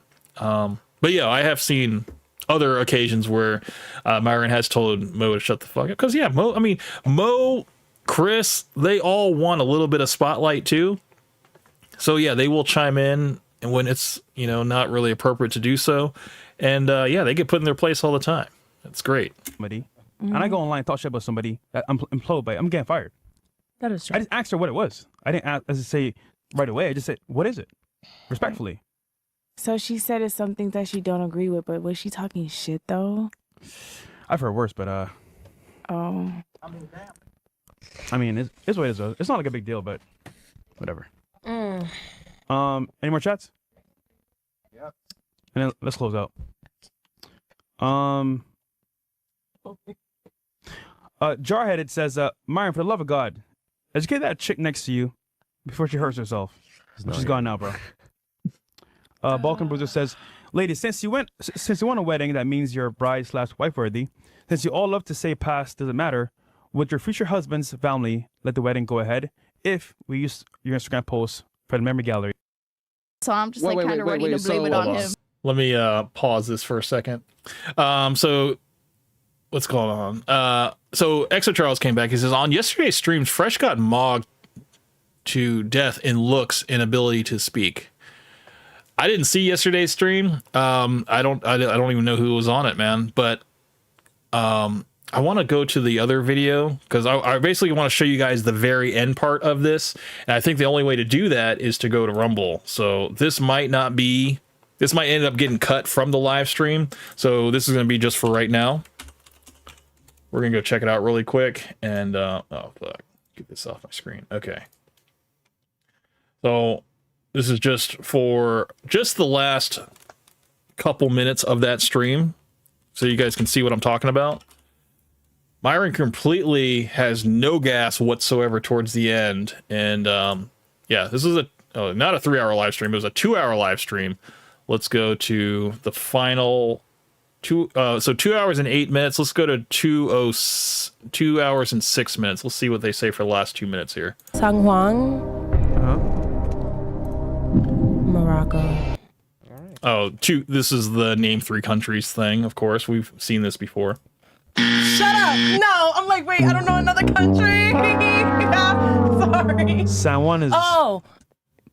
Nigeria. San Juan is, Fuck, it's a capital. Aren't you? I named 2 capitals aren't first. you Hispanic? I know. You should know this. Puerto Rico. ¿Sabe qué? Déjame tranquila, gracias. I am Hispanic. But guess what? We don't have countries. We just have cities and towns. So I just went off of what I know, okay? Okay, I don't know, but that was... In Dominican Republic, we don't. It's a country itself. Todavía decimos países. Okay. Ni ciudades. Nah, cut me out. Hold on. I could have just said Dominican Republic. You could have. Well, you're from there, so not really. Okay, what about you? France. Look at Myron, dude. He is so sad. Good job. I studied. Last time, yeah, last time no, you I said that. didn't. I said something else. What? I failed actually. So. Stupid. Australia, Cuba, and Canada. Canada. Australia's a continent. I was right by the other 2. Jamaica. Myron's like, just name a country so we can get out of here. Give me one more. Bahamas. Okay, there you go. Yeah. Well, she's in the bathroom, but it's fine. Okay. Chats? Yep. No, that's the last one, right? All right, cool. All right, bro. You were a great guest. Thank you for coming. Where can I find you? Instagram, YouTube, TikTok, Hussein.fht, everywhere. Cool. All right. What a show for this guy in the middle to come on to not be engaged at all by Myron. Myron completely just phoned in his entire performance here. And yeah, it was all fresh, 100% fresh, leading this show. Not a good show to come on, man. Closing thoughts? Closing thoughts. Here we go. Good to go? Good to go. Look at Fresh. Look at Myron. Look at Myron. Nothing. Anything else? No, that's it. That's it. All right, cool. All right, guys, man. Peace. You guys see that? He looks at Myron at the last second. He's like, hold on. Let's look at that one more time. Can't. Australia's a continent. One more second here. Right here. Anything else? No, that's it. That's it. All right, cool. All right, guys, man. Look how sad Myron looks like here. He's just like, God, just shoot me right now, please. Take me out back and shoot me in the back of the head. 2 shots. It's you know, he's like, dude, this is it, man. I'm done with this shit, man. Can I just go into my own studio and just talk about the stuff I want to talk about? This is annoying. Peace. So yeah, that was one thing I wanted to show. I was just like, it's just, I don't know, it's just kind of out of the ordinary to see Myron in his like depressed, low effort era, you know. And I really wanted to do a whole stream kind of showing this, but I was like, look, so let's just talk a little bit about it, and you guys can see what I'm talking about. Let me close that down. All right, so the last thing, well, no, there's more. I don't know why I said the last thing. There's more stuff I want to talk about. Okay, so let me go back. So DoorDash girl, she has been recently indicted. Okay, she's now facing prison, and we're gonna go to legal mindset for this one. We are now past all of my notes. Actually, no, there's still one more thing. Before we get to DoorDash girl, we need to talk about OnlyFans collapsing. Okay, that's something that I wanted to talk about. Let's go to that real quick. I got you. Collapse. It's like that one. Let's see. This one right here. This one. Let's see. I think it was done by. Well, that one was done by Atozy, but I think this is the one. Let me find it. Was that the one? Yeah, that was one by. Okay, so this is by Atozy again. Let's check it out. Between the creators is wild. Let's go back here. So now being on OF is no longer profitable because not the founder, the person that bought it from the founder has now died. So now there is, I believe it was, I can't remember the exact figure.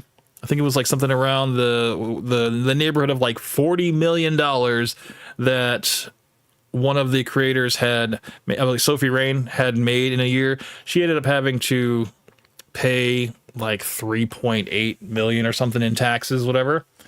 So let's see what they're talking about here. Currently, the media space has been dominated by how much some top earners are making on.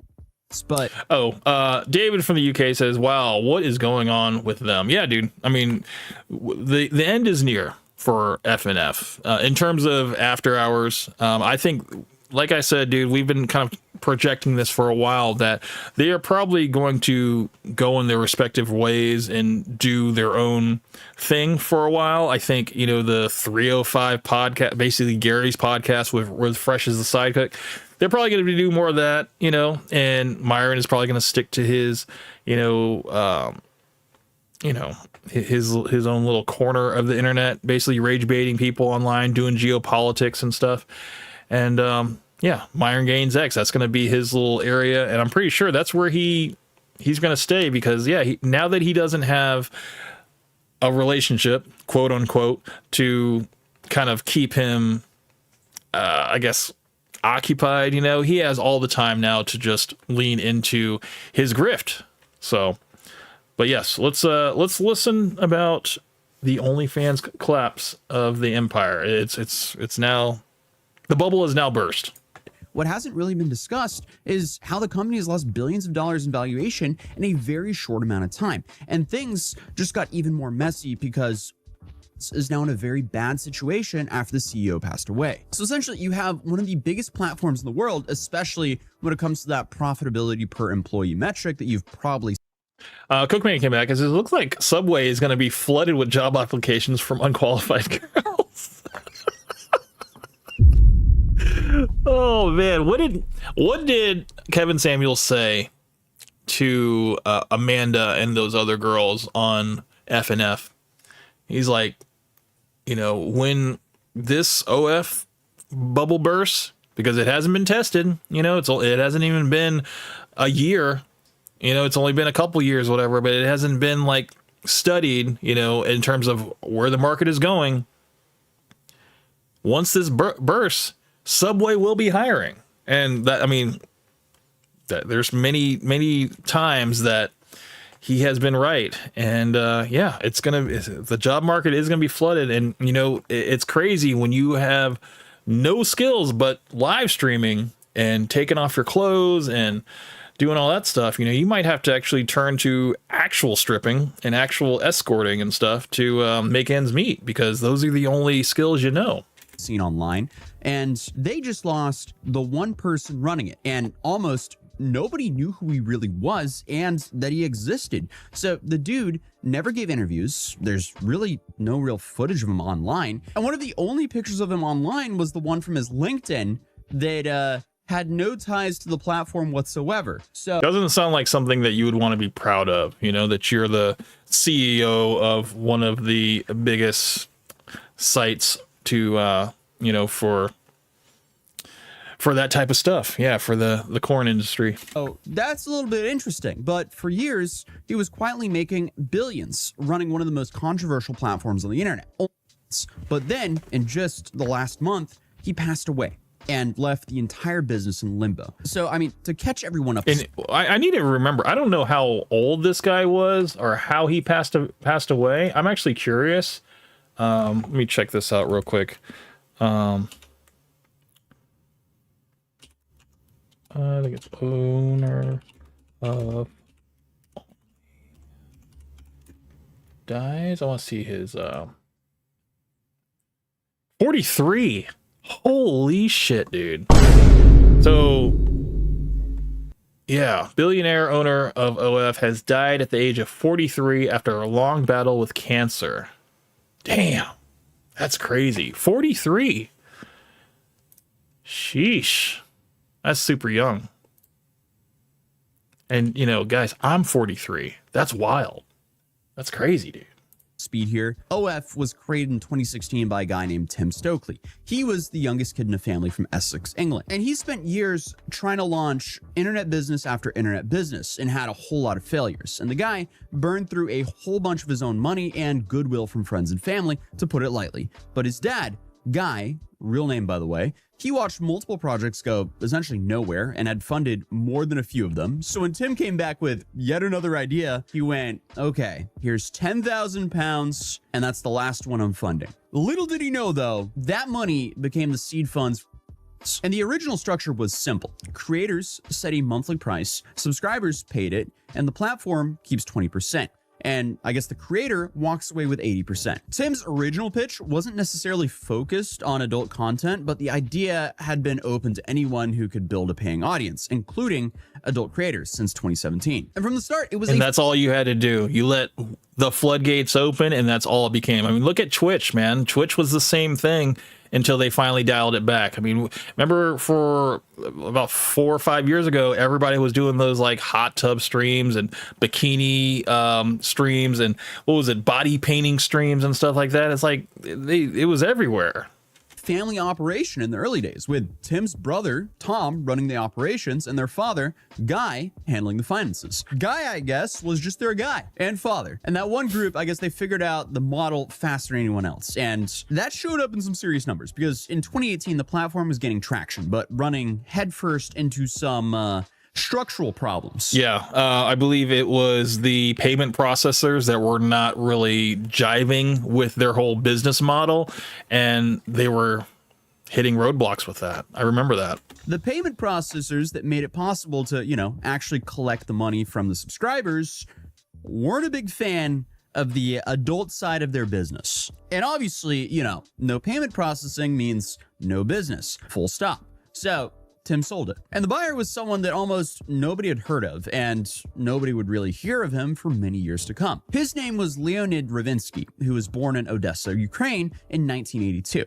His family relocated to Chicago while he was still a kid, and he studied economics at Northwestern University and graduated in 2002. Oh, Northwestern, another I guess an alumni of Myron. They both went to the same college. From that point forward, he essentially built an entire career at, you know, scaling internet companies while keeping his name almost completely out of circulation. And even after he became the owner of one of the most talked about platforms on the planet, a single photo of him made the rounds, the same one over and over, which was attached to a LinkedIn profile that described him as the president at Leo.com. and, you know, completely left OF out of the picture. So essentially what we know about this guy is he lived in a $19 million waterfront property in Miami, but he gave 0 interviews. He made no public statements. He was, I guess, for every practical purpose, someone who did not want to be found. What he was always doing, however, was running his own things, and he'd been building internet businesses since he was a teenager. And by his mid-20s, he'd built and operated more than 10 websites, developing a deep understanding in, I guess, the mechanics of adult content or entertainment, and how that whole payment structure works, and how he can get that to work without getting banned. And since he understood how this industry worked, when he was presented with the chance to buy, he did so in 2018 for $30 million. And it's safe to say that was a phenomenal investment for him, because in 2019, the platform processed around $300 million in total payments. And then 2020 rolled around. What happened? COVID happened, and then everybody was turning to online. Everybody was inside. Nobody was working. It looked like it was the perfect time to buy OF when he did, because look how he tripled, quadrupled his investment, and cleared around $7 million in profit. Then a year later, that gross payment volume hit $2.2 billion. Damn. Then by 2021, it was approaching $5 billion. And none of these numbers were being announced, but the company files with the UK as required. But Leonid had no interest in turning any of these numbers into some massive press release like many other entrepreneurs would. But then came that moment that probably told you more about OF than anything else, because in August of 2021, the platform announced that it was going to ban explicit content. Now that was confusing to a lot of people, because that kind of sounds like if Burger King announced it was going to stop selling burgers. Exactly. Like, what is the first thing everybody thinks of OF when you think about it? It's like it's adult content. It's not people, you know, just cooking and showing you, like, you know, their latest recipes and stuff like that. No, it's adult content, man. It's like, you know, once you let the floodgates in, man, it's like everybody just kind of takes over, and it's all you only know that website for. Why would they ever do that? Well, it makes sense a little bit later on when you get the full picture. But obviously, the response from the creators on their platform was immediate and very clear. So 6 days later, the ban was reversed, and I guess that just showed the creators that they're the product. They actually have the power here of this platform. Because at the end of the day, the platform cannot exist without the creators and the consumers paying for it. So the reason... The simp economy, man. I've already said it, man. It's too strong. You know, there are way too many simps keeping OF and other cam girl sites, whatever, alive and well. And if we could just stop simps, man, just stop simping in 2026, man, these girls would have to figure out another way to make money, you know, and not monetize their bodies and stuff, and maybe have a little bit of self-respect, you know. But unfortunately, there are way too many simps going on right now. This actually matters becomes a whole lot more clear once you look at the numbers, though, because in 2024 they processed $7.2 billion in total transactions between the fans and the creators. OF's cut of that was about 20%, and that came out to $1.41 billion in net revenue. That is a behemoth of a company. But after expenses, pre-tax profit landed at $684 million, with the entire operation ran by only 46 full-time employees. That is insane. And then Leonid's personal payouts track the platform's growth as you would pretty much expect, because in 2021, he collected around $284 million. In 2022, he collected $338 million. In 2023, he collected $472 million. And then in 2024, he collected $701 million, which works out to about $2 million per day every day for the entire year, which means the total earnings pulled between 2021 and 2024 were just under $1.8 billion from a company that he paid roughly $30 million for. That might be one of the best investments of all time. Absolutely. My God, dude, like, ugh, that's insane. Like the come up, and plus the timing, though. The timing, we cannot discount the timing of when he bought it. Pre-COVID, it was literally like the year before it happened, and dude, it's like right place, right time, man. That is what it is. At the same time, the distribution between the creators is wildly uneven, because, you know, you have this whole notion where a bunch of people would start an OF and make a whole bunch of money, but for the most part, that's not true. No, it was like top 1%. and there were a lot of girls that were barely making $175 per month. It was kind of like how YouTube is, you know, like the percentage of people that are actually monetized on YouTube is actually fairly small. There's a lot more people that are not monetized on YouTube, just in terms of numbers and stuff. But yeah, it's a big misconception that if you start an OF that you're gonna blow up.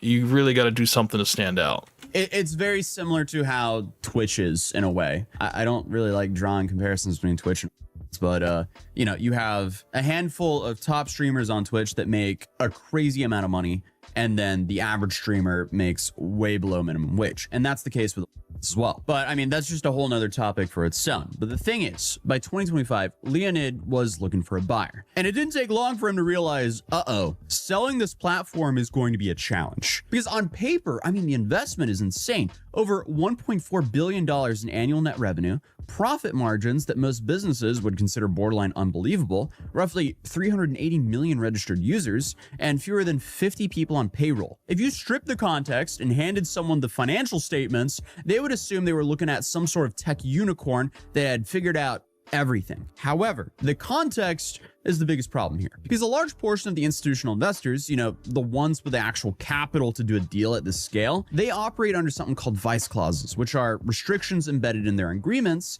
with their own backers that prevent them from putting money into certain categories. Because often, I mean, these firms don't only use their own money, they have liquidity providers or people who invest money into them, and they operate as a hedge fund, and then they deploy other people's money with the end goal of, you know, beating the S&P 500 in an annual return. And a lot of people just don't want their funds to go into, you know, investing in these vice businesses, which considers adult content, tobacco, gambling, and weapons. So regardless of the numbers, a lot of the most obvious buyers are essentially blocked from even writing the check. Then you have the operational risks, which are, you know, Visa and MasterCard. They've already shown that they could, you know, threaten to cut off payment processing for adult platforms. And this is exactly what pushed OF towards its failed 2021 ban.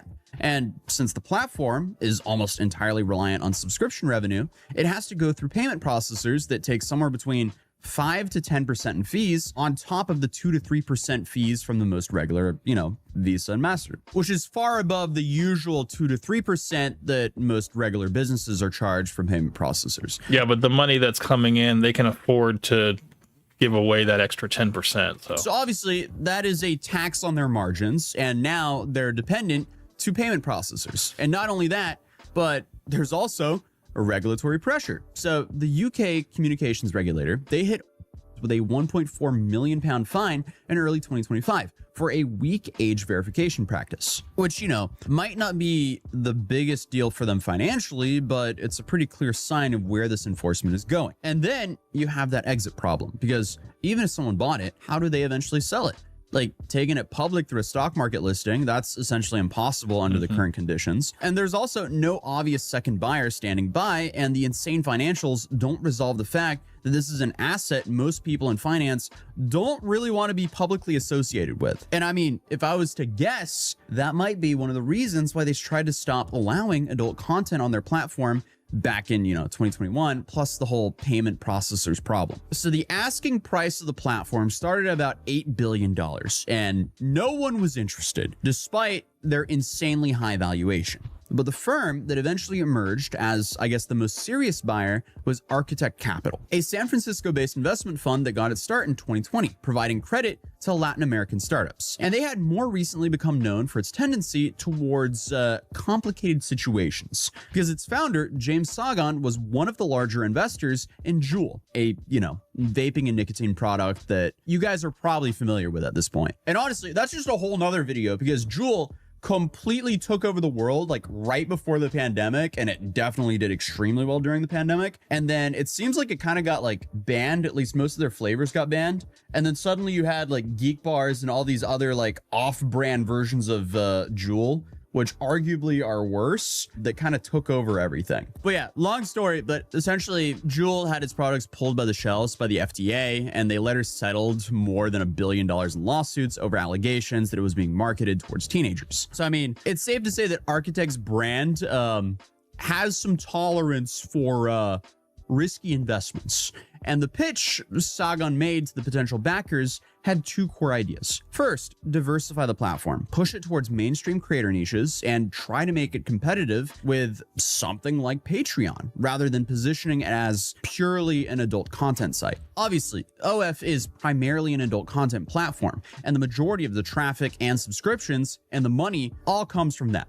And without that core, it would just be a minor player when it comes to, like, you know, competing in the space with YouTube, Patreon, and Spotify. And now that's... And could you really kind of dial it back? You know, like once the genie is out the bottle, can you really go back to being like a softcore site, almost like a risque Instagram, you know, or whatever site they have, you know, where girls still have their clothes on and stuff, but they're still, you know, in, you know, sexy poses and stuff. Like, I don't know. I think people would probably leave. You know, they probably wouldn't subscribe for that because that's not what they came for. Spotify also added long form content and subscription models, but I feel like it might even be smaller than Rumble if they tried to play in the non-adult space. Also, fun fact, since I'm mentioning Spotify, I was kind of forced to make a Spotify because some dude kept stealing my content and re-uploading it to Spotify. So if you want to enjoy my content on Spotify, you can do that as well. I'll leave a link down below so you guys know that it's actually me and not the dude impersonating me. So if you want to leave a review there, that would also help me not get impersonated. But continuing the video, over the years, OF has genuinely been trying to build a safe for work community on the platform, including chefs, athletes, musicians, comedians, and fitness coaches. And they also launched their own safe for work streaming service called OFTV back in 2021. And they've actively been trying to pursue other partnerships since. But I don't really think any of it really took off. Yeah, because advertisers don't. OF has already made a name for itself in the digital space, so advertisers aren't going to really flock to them, even if they are trying to spin things around and trying to, you know, be a more clean company and stuff, a more advertiser friendly company. Every business decision takes time to really catch on, and unless they eliminate the whole adult content completely, like cold turkey, and just completely move forward with like family friendly content, whatever, it's going to take some time. You know, you got to at least establish yourself for at least 6 months to like a year of doing it like this. And, you know, basically having all of your major creators just completely exit the platform because, you know, they don't really want to do that. That would be the only way that advertisers would actually find it, you know, safe to go there, if they had at least have the track record to prove themselves that they can do that. Though that is, again, still such a tiny portion of what actually is. Then you have, you know, the real competitors here, YouTube, Spotify, and Patreon. They don't allow any 18 plus content. And I don't see a world where OF is actually able to compete with any of these platforms in the safer work space because, you know, the stigma that comes with the name. It's just like, I don't know. I just can't see most creators being very inclined to be like, hey guys, follow my unless they're paid like a massive bag. Yeah, it just doesn't make sense to me. But that problem will be something the new owner will have to inherit. And another step that they might need to do is acquire a banking license, because even if they acquire OF, what happens if the payment processors shut them off? That would be really bad. So a potential solution for that would be if the platform could become its own financial institution. I mean, in theory, it could. Do they have the funds to start one up, man? I mean, how much of an investment would it be to just start your own payment processor? I mean, you got so much money, man. Why not invest in that to at least safeguard yourself, you know, to not be at the mercy of, you know, Visa and MasterCard and all these other you know, it just would make sense, but I don't know.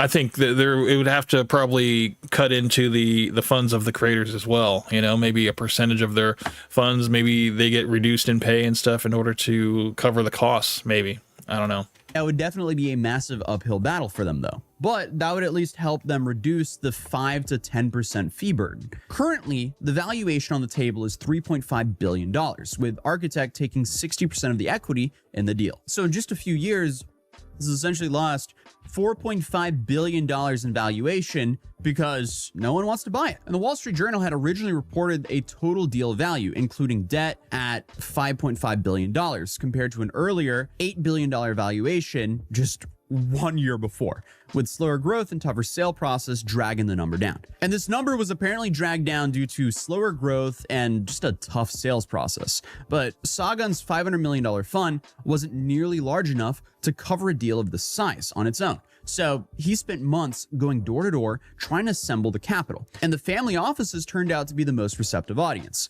largely because they don't really face the same restrictions that prevent more of the, mainstream funds from joining. And the deal was supposed to close by the end of March of this year. But then Leonid passed away. And everything just got way more complicated. Obviously, I don't want to sound disrespectful here, but terrible time. Just when everything seemed aligned, he passed away. And this happened on March 20th, 2026 in Florida. And the platform made an announcement with a brief statement saying that he had passed away peacefully after a long battle with cancer, but his family asked for privacy and no details were shared. But what came out in the following days were how few people actually knew about how serious his condition was. And sources told the media that Leonid himself had driven the urgency behind the sale because of his health. Because the guy was apparently trying to get a deal closed specifically because he was concerned about leaving his family in a complicated situation without clear ownership. And as a part of that, in 2024, he transferred his stake of the company into a private trust, with his family being the expected beneficiaries. So obviously, if the deal with Architect Capital was already messy, it just got so much worse. Because the firm was still in the process of raising the equity it needed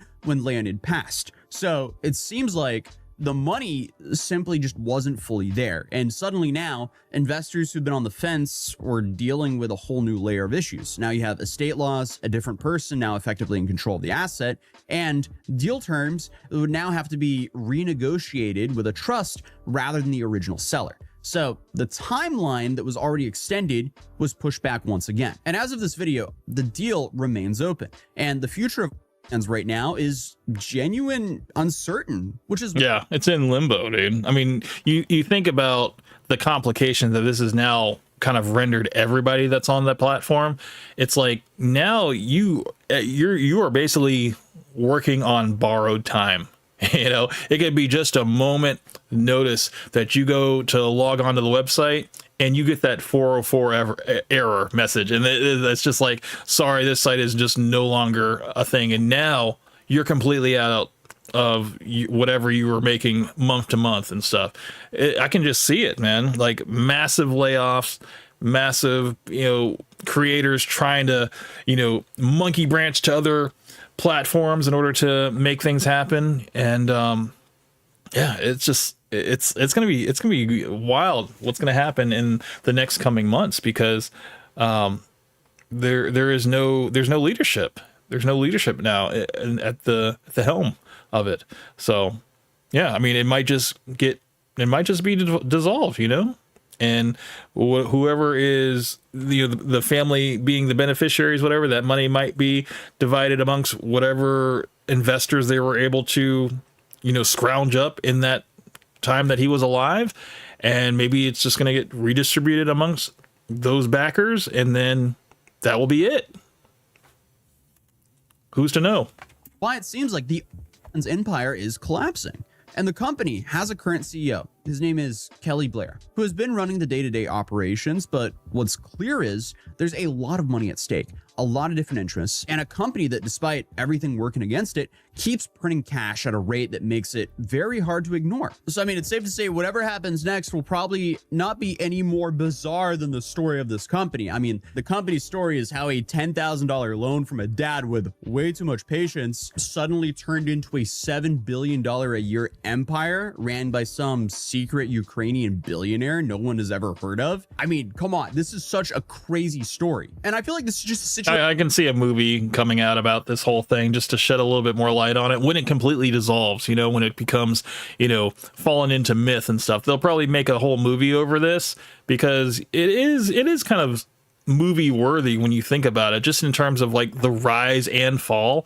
I mean, it definitely works an entire 3-act structure, and maybe shedding a little bit of light on the guy Leo and stuff. I mean, just how he died young, stressing over this whole thing. trying to get it sold and just running into so many speed bumps. It just, I mean, it's like, it's a blessing and a curse, you have more money than you know what to do with, and now you can't get rid of it. It's like you're stuck with it.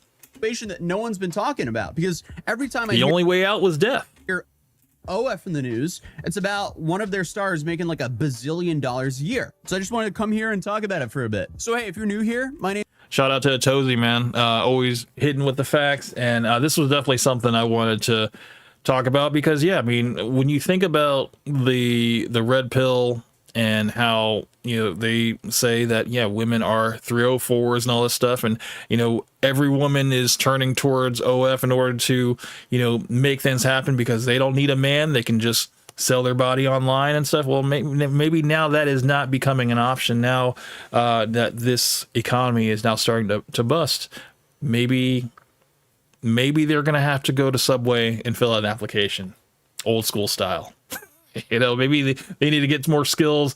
Maybe, I don't know. We'll see what happens. But it's definitely something I wanted to shed some light on because it was it's something that's kind of been looming over in the last 6 years, really, just in terms of online creators making incredibly amounts of money, and almost to the point where they're making more money than basketball players, entertainers and stuff, and all they got to do is take their clothes off. It's kind of crazy, man. So that was one thing, definitely wanted to talk about. So we are now officially through everything that I wanted to talk about last week. Now let's talk about DoorDash Girl. DoorDash Girl is now completely sentenced, I believe, for her crime of filming the gentleman that was on his couch, and basically said that she got SA'd by him while he was asleep. It's kind of wild. And she basically got convicted and is now gonna go to prison. So David from the UK says, OF chicks. Yeah, man.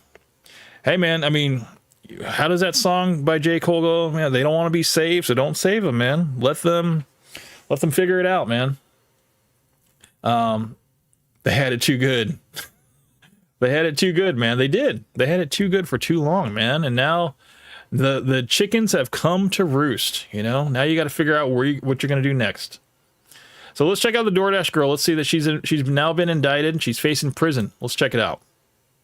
Hey guys, I just lost my job. The police are doing nothing. This is a man's world. I'm the victim. Remember? I'm the victim. Shout out to Legal Olivia Mindset. Henderson. This is the gentleman that was in South Korea covering the Johnny Somali case. He was also working together closely with Atozy to cover that case. So I've been watching a lot of Legal Mindset, and he has a lot of good insights about the DoorDash Girl and Atozy as well. He went to the court case to watch her case go on, and I remember that she told the judge that she didn't want any cameras, she didn't want any press inside the courtroom, and the judge was like, "Oh, now you don't want any cameras?"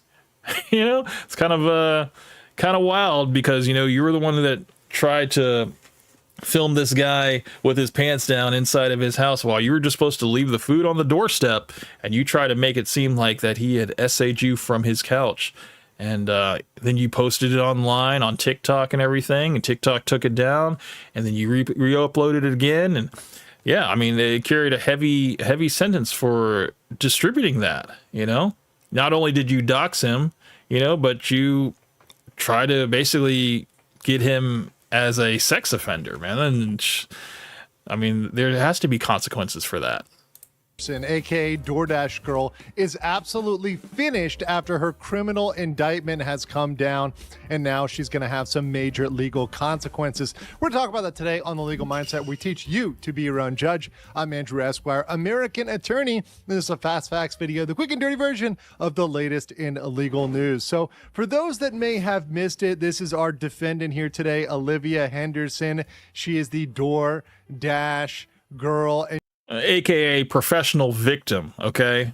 She convinced a lot of people to, support her basically by hearing her side of the story and how she was a victim and how she was wrongfully terminated off of DoorDash and stuff, and that this was her only way of making money and stuff, and but she didn't realize that what she did, distributing that video of that man with his pants down, whatever, passed out on his couch, was gonna have a lot of charges with it.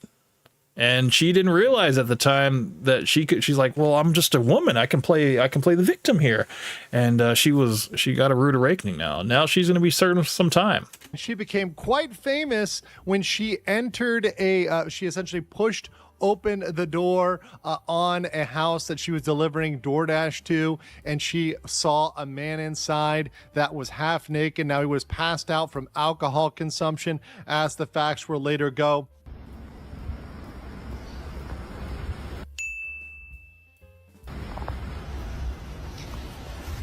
That's f***ed up.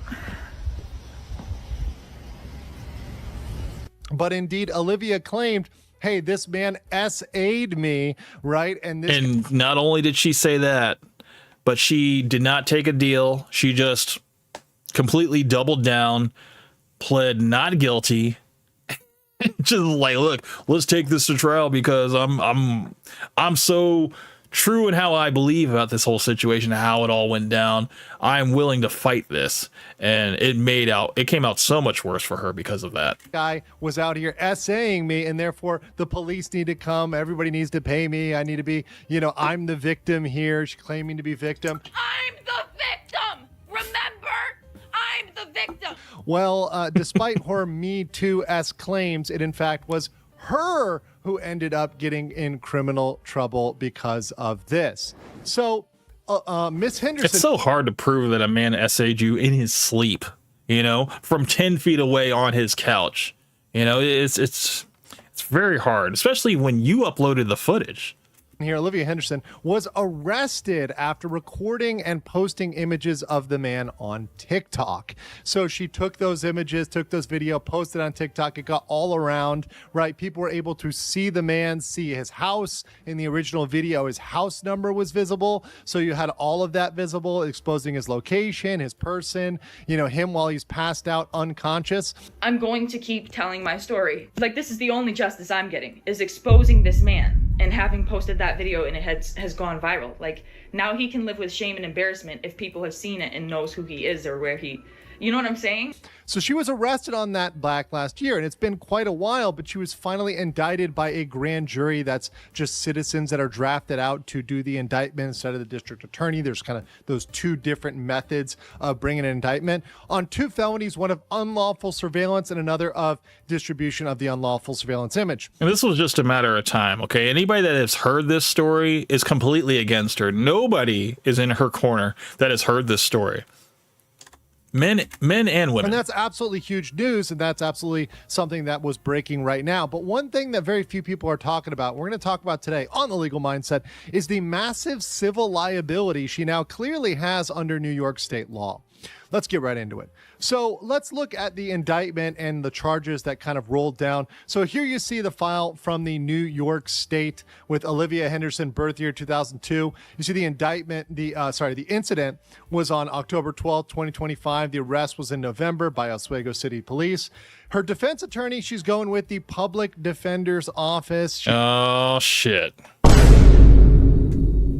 If she was going to fight her case, she needed to put some money behind it, but she went the public defender route, okay? She went the Johnny Somali route. And, she did say that the only way that she could make money was through DoorDash, so she didn't have any funds to fight this case, unfortunately. So not only did she double down on her not guilty verdict, but she went with a public defender who's going to do the bare minimum. So that's two things working against you. He does not have anything but a public defender at this point. And obviously the assistant district attorney is on the other side of that with her next appearance there in May. So all of that's coming up. She's got this indictment, which means, hey, a grand jury felt there was enough evidence to proceed on this, to bring her to trial. And what that also means to me is not only is this going to go forward with felonies, but also there's potential civil liability. Now, why do I think that's a big thing? That's a huge thing because this is her first time offense for the criminal charges. Those will probably be light. As much as everyone wants to say this might be 8 years in prison, etc., it won't be. Yeah. This will probably be a slap on the wrist at best with probation or a split sentence. The criminal charges are honestly going to be a joke when it comes down to it, and she's probably going to enter into a plea deal. But when you look at the civil side and the potential civil liability, particularly under the special New York law that nobody has talked about so far, that is absolutely going to destroy her. So, turning over to that, after we look at the charges here, once again, the dissemination of a surveillance video and the unlawful surveillance, when we turn over to the massive liability, we look at New York Civil Rights Law, Section 52B.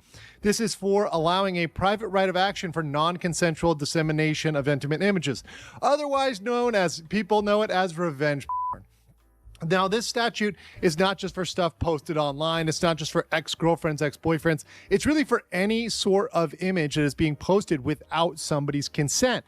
And it covers directly on point secret recording like this. This is something that fits spot on with this and the posting of unclothed bodies without consent.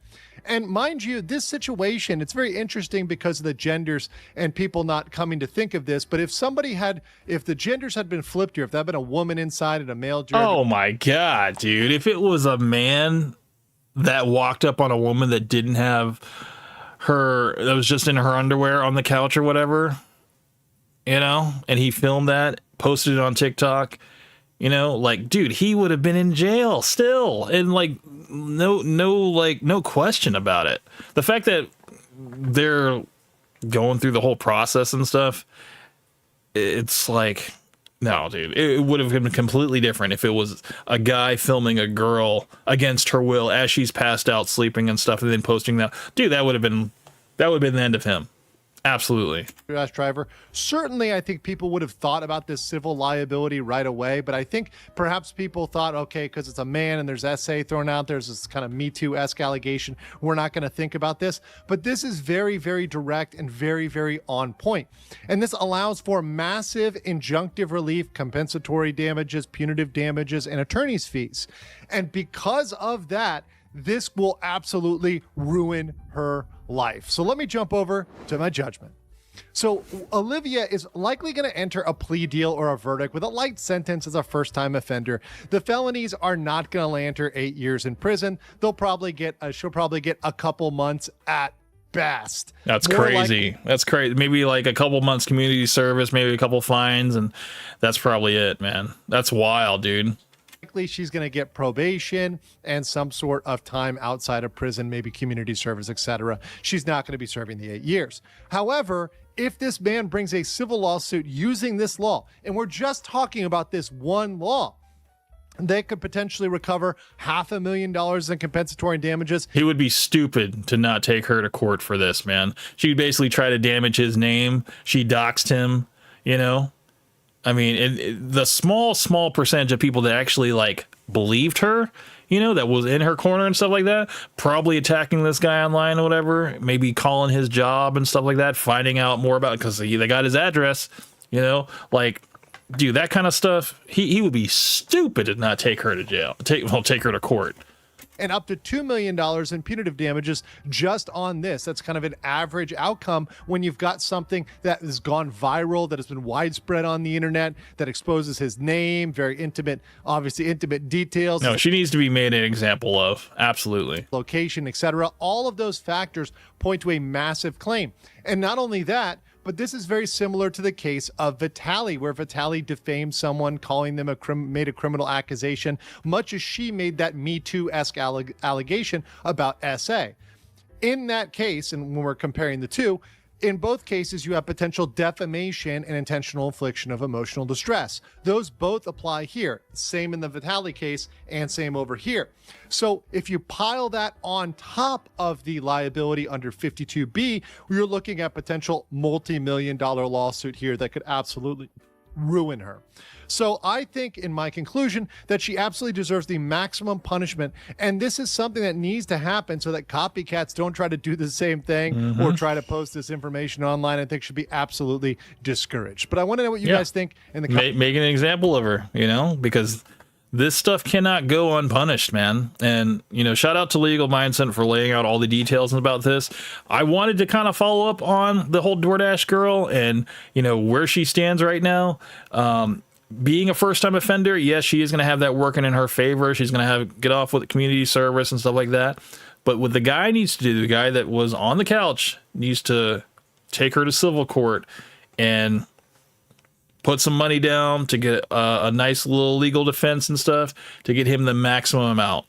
And defamation, all of that stuff. And yeah, it's a slam dunk, you know, because it's all there. It's all there. Thank God that the video went viral. It's all there, you know, thanks to her, you know. So that was definitely something I want to talk about. We have about 20 minutes left. I think I have time to talk about Vitaly. Vitaly is finally getting what he deserves. This is by Kavos. Not Kavos from the Hustlers. This is a different Kavos, but let's check it out. Vitaly's victim, Akash, has come out exposing absolutely everything to do with... Now, to those of you that don't know this gentleman, this guy was on one of Vitaly's To Catch a Predator streams, and he accused this man of DMing one of the decoys, and basically the decoy was messaging a bunch of guys, and she mistakenly said that it was him, this man here, that she was communicating with. And Vitaly basically got in the middle of the stream, making a lot of accusatory statements, and was even making some racial statements towards him because he is of Indian descent.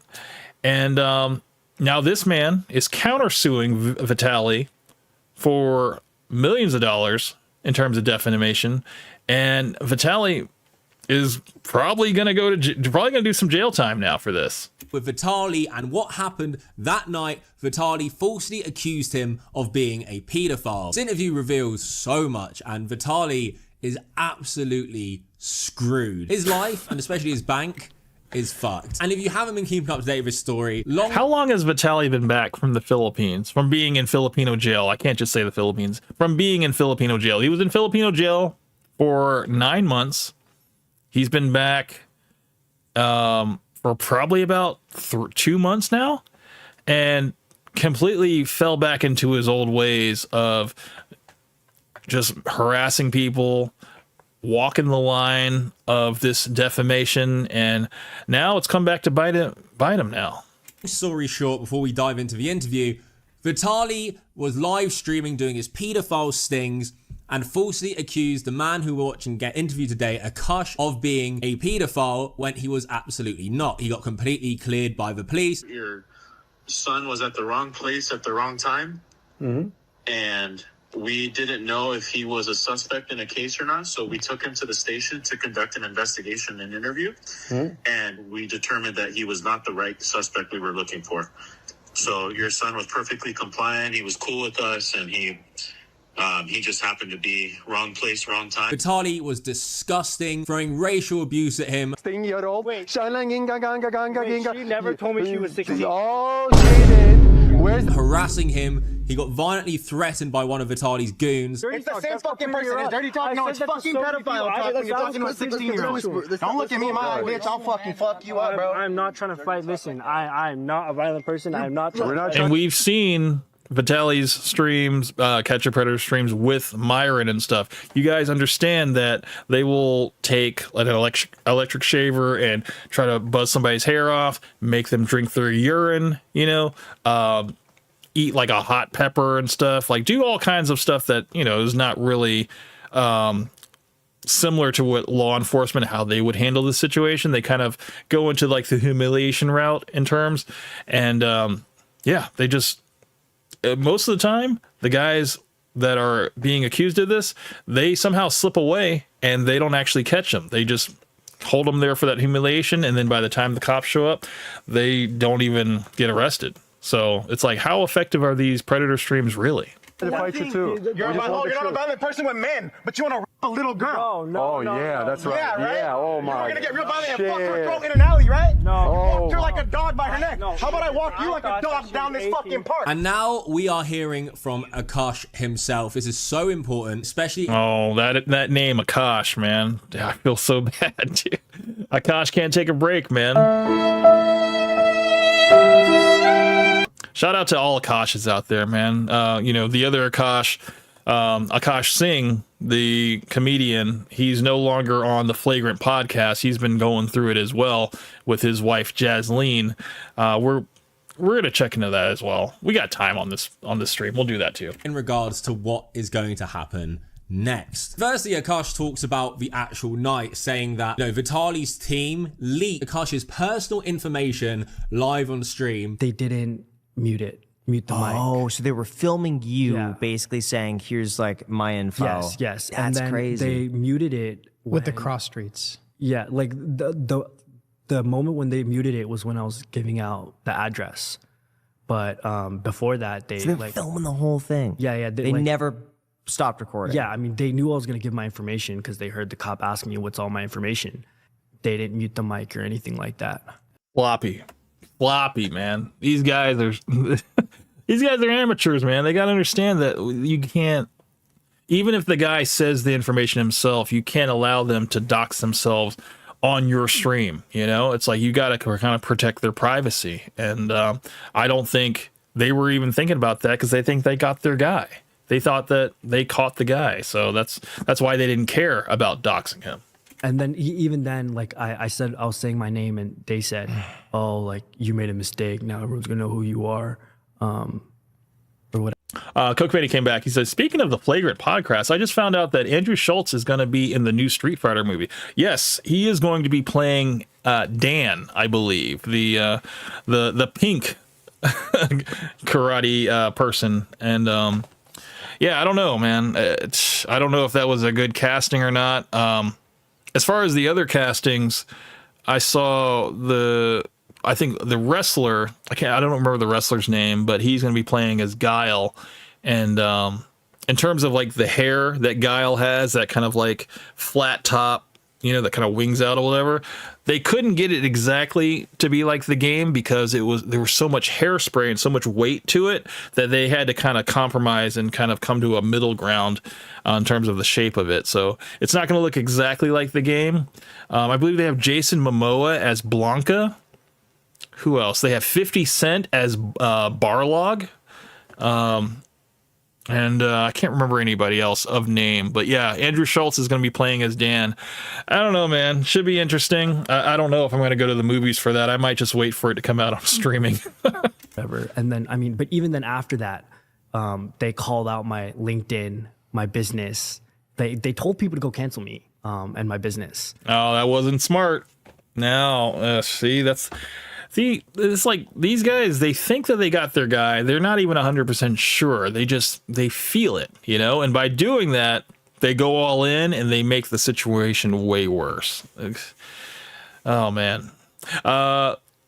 Coke Manny came back. He says, Cody Rhodes is Guile and Roman Reigns is going to be Akuma. Okay. I knew Cody Rhodes, but I just didn't know his name. But I've seen, you know, the videos of him and images of him as a, you know, wrestler and stuff. And, yeah, I mean, I guess it's okay casting, I guess. I was trying to remember who was Guile in the original Street Fighter. Was it, God, I can't remember his name. Jean-Claude Van Damme, I believe he played Guile, I believe. I don't know. I might be wrong about that. In the original Street Fighter movie. But yes, I mean, I believe they have everybody in it. They have Akuma's in it, Ryu, Ken. They got, what's his face? The sumo wrestler, E Honda's in there. Dalsum's in there. I think they have Vega as well, but I think the Vega they messed up because Vega's supposed to have the claws, the 2 claw, and I think they gave him 3. So I was like, I think you guys messed up there. And so before, during, and after this entire thing, they told people to go after my business. Yes, it was Van Damme. Yeah, see, I remember that because I saw the Street Fighter movie. I think I saw it in the movie theater a long time ago. And that again, I think I saw it either on VHS or on DVD. I'm just showing my age again. But yeah, I just remember it not being that good from what I remember. I mean, Jean-Claude Van Damme, he pretty much carried that whole movie. And I believe, I don't know, don't quote me on this, but I do remember the, you know, the kick that Guile has where he has to like crouch and then he does like the lift flip kick or whatever.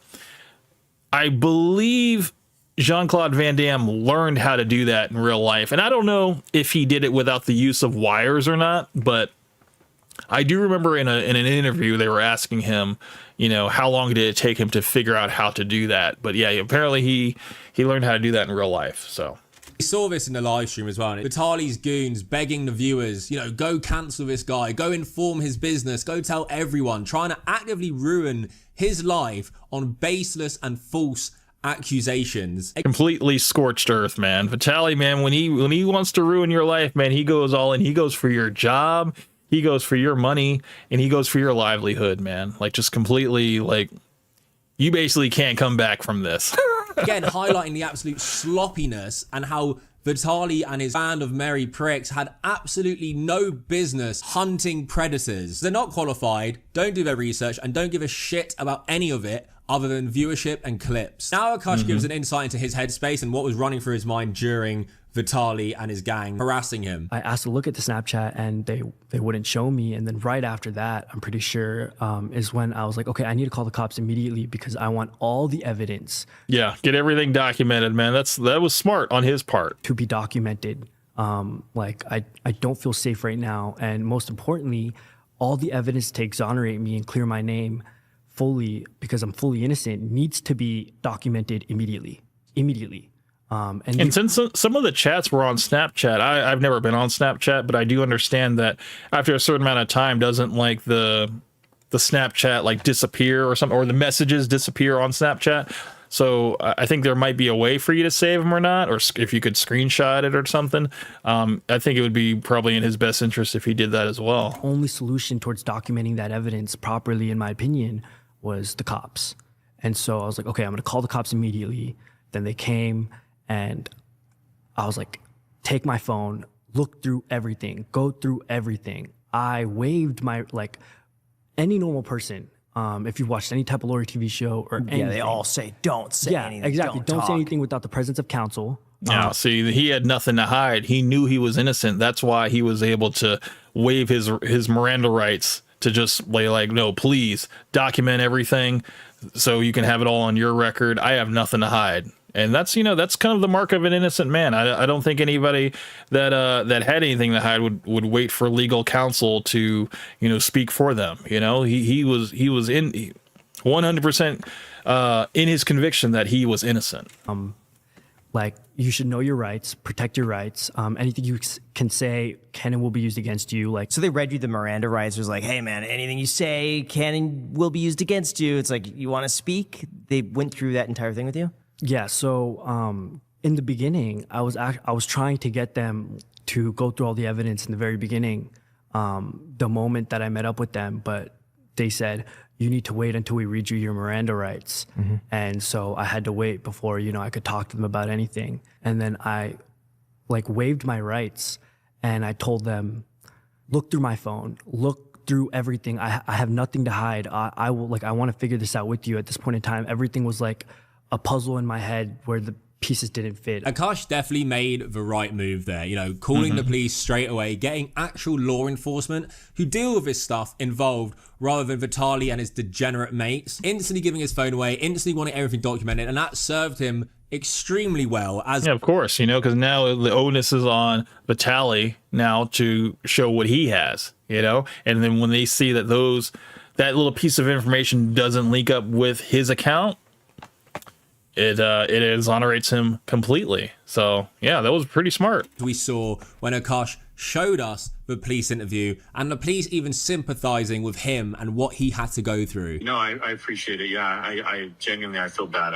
It's a shame this happened. So our report is gonna reflect his innocence as well. And it's great that Akash had the policeman handle it, and they seemed to handle it really well once they understood the situation and what was actually going down. These are absolutely life-ruining accusations. And the fucked up thing is, once you're accused of being this predator, does not matter if you're innocent. People are still gonna go with the headlines. You know, the fact that you were even accused just shows ill will towards you. People are gonna just look at that on its surface. That, well, why did you put yourself in the situation to be accused of that? You know, you must have been doing something wrong. And even if you completely are scrubbed of the entire thing, people are only going to go with the headlines of what was initially said about you.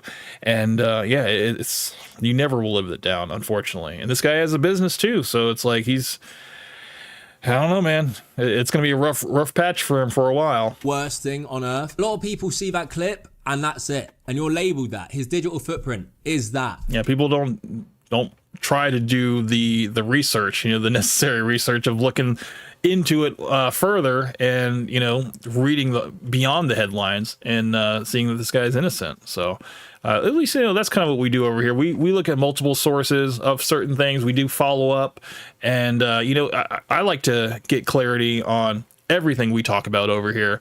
And for those of you that have been following me for a while, man, we don't make strong judgments until we hear all the facts, because that's kind of the best way to operate here. And Akash talks about how this has actually impacted his life. I haven't gone out in public, really. Yeah, I remember you even saying like you're worried about going to the airport. Yeah. Just because we don't know what people are thinking, and we don't know what's going on. Who knows, right? And so this is like, we're all very private. This is, my first time in the spotlight, and it's something that I did not ask for. And nor did I ever want. You and I were talking like offline, and I told you that I always wanted to be like a wealthy man, but be able to walk anywhere in the world and have nobody know like mine and my family's name. Like I thought that was like peace. Like that's what I wanted. That's what I envisioned. You kind of messed up going on the Iced Coffee Hour podcast, all right? I mean, it's a pretty popular podcast. They've had some big names on there. Your face is not blurred here. It's, you're not really making it any better. You could have, everybody kind of saw your face because of Vitaly's stream, but anything moving forward, you could have, completely covered your face. But I guess you just figured, it's already out there. I never had any desire for fame at all. I know how that really takes away your right to a private life to some extent, because everyone's always looking at you. Like I never wanted any of that, but here we are. Yeah. Naturally, Akash has like anxiety going out in public, because you never know who saw the stream, what crazy weirdos are watching Vitaly and loving his content, and what they could do if they potentially saw Akash and they believed what Vitaly was telling them. Exactly. People are so quick to take down child predators, people that hurt women and stuff. It's like you deserve to be buried at the bottom of the prison, and that's what they kill you for, in prison and stuff. So yeah, we got a lot of crazy people out here, and people that didn't bother to look into this, and yeah, his name is out there, so he can be found. Absolutely so shit that he, like he says, never wanted to be in the spotlight, never wanted any of this, and he got thrust into it by Vitaly because of Vitaly's own selfish, fucked up desires to clip and use predator hunting as content, which is why it's going to be great when Akash gets his justice and hopefully a shit ton of compensation too. Akash even went as far as to have to hire private security. We hired security, even though it's super expensive. We were just scared, really scared. Like, what's going to happen? Is anyone going to, they have my name, they have everything, my business. Are they going to find out where I live? Are they going to come? Like, one of the reasons why I wasn't leaving the house was because what if someone's waiting for me outside? I've never been in this position. I've never had the whole world spotlight on me. And like, who knows what people are gonna, you know, think and do, right? People could be crazy. Exactly. And all it takes is like out of millions, there's one person, just one one bad who's actor. a little cuckoo, Yeah. but everyone else, you know, one. Yeah. His concern and needing security is just completely valid because you do not know what some people are going to do, especially with these kind of allegations where people want to take justice upon themselves. And like, imagine you're in Akash's position and your family are watching this. He talks about it and gets, you know, visibly emotional when discussing his family, which is something I've talked to Akash in the DMs about how supportive and great they've been. But hearing him actually talking about it is definitely important. I didn't know what they were gonna think. I didn't know whether they would believe me. Like in the beginning, I was just really, they're my strength, they're my rock, my foundation. I didn't know what they were gonna think, and that was probably the most scariest thing of all. And like, surprisingly enough, like the second biggest feeling that I had was like gratitude for my parents. The first time that I called them and got to talk to them, because I wasn't allowed to, you know, talk to anyone because I didn't have my phone until after I got fully proven innocent, because they were using my phone as a source of like evidence to look at. Man, they should have just left Vitaly in Filipino prison, man. Honestly, I know it sounds bad, but if he was still in that Filipino prison with like no chance of going to court and stuff, or no chance of being, you know, deported back to the United States, I think that, well, I'm sorry, deported back to Russia, I do think that none of this would have happened, of course, you know, no further lives would have been ruined. And this man right here, shout out to him, you know, he never wanted the spotlight. He just wanted to, you know, do the right thing and have his business and stuff like that. And now he's out public and stuff and didn't want to be, because Vitaly, all he wanted was, you know, to entertain his stream, you know, and who cares? Who cares if we ruin this guy's life with all these accusations? Let's cancel this man, all right? Because, you know, we think he's this guy that's talking to our decoy or whatever, and, you know, let's just, who cares? You know, it's just one person. And, you know, this is kind of the ripple effects of a lenient justice system, you know, that is willing to, you know, give people second chances. You know, I think Vitaly has used up all of his chances, and I think he should have, whatever justice comes of this, I hope he does a lengthy jail time for this. And comb through my entire phone. I couldn't imagine ever being in that position, and it's so hard because, like he says, how do you even know they're going to believe you? They might be watching this clip and instantly rush to the worst conclusion. You'd like to obviously think your family know you, your family will support you, which they did for Akash and his dad. We heard him talk to the police as well. Such heavy, horrid allegations, and so shocking, especially to families if they heard that. Yeah, it could be devastating for someone like Akash, who is innocent. And he reveals about Vitaly that he only gives a shit about himself because he hasn't reached out to Akash since the apology, only to find out the only time he reached out was to find out what he was doing legally. Yeah, self-interest. He needs to know, like, what do I need to know what's coming down the ladder? You know, am I going to be, do I need to prepare a legal defense? You know, like, he's completely self-interested. You know, he doesn't really care about the ripple effects of all of this, and, you know, the outcome. You know, he just wants to know, is like, am I gonna go to court? Because I just want to know, you know?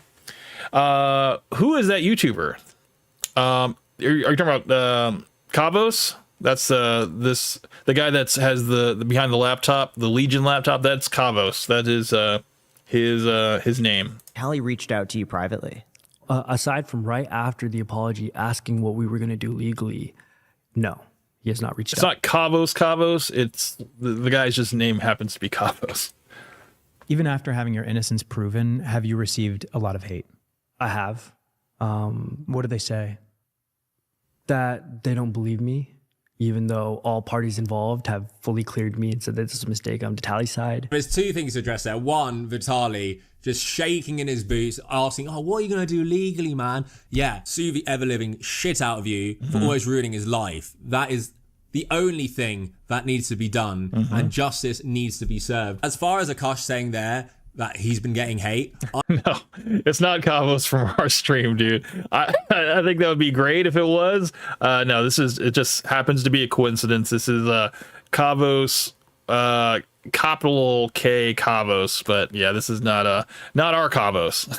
I've seen it on the threads, on tweets, showing the incident that happened. People just be like, I don't believe this guy. There had to be proof. Why else would he be there? And we actually get Akash's point of view in how this mix-up even happened and how dumb Vitaly's team are. This is the clear-cut mistake that they made. The decoy, who her job is to talk to as many guys as possible on dating apps and then move them over to Snapchat, tell them her fake age, and like get them to meet up. That never happened. She never told me anything. Like, if you check the video, I added her on Snapchat and I sent 3 messages and never got a response back. And so then we kept texting on the dating app. And she was texting a bunch of guys at the same time because like that's what she was being incentivized to do. And she mixed up. Apparently she like thought that she was talking to me when she was talking to like one of the other, who knows how many guys she was currently talking to at the same time. And then like apparently she thought it was me, and it wasn't. She was talking to someone completely different, a real guy. She was talking to them, and that's who she had the conversation with on Snapchat. And it was never me. Her and I never ever talked off the dating app because she never responded, and the police saw that. I mean, holy. And you know what? The smoking gun for this entire situation was if they were able to connect a photograph or something on his phone of her, or a photograph of him, you know, like, hey, let's go meet up and stuff. Hey, what do you look like and stuff like that. Or if they were able to look at each other's accounts and stuff and they realized that it wasn't him, you know, he just happened to be the wrong place at the wrong time, like they said earlier, you know, and just bad luck for him, you know.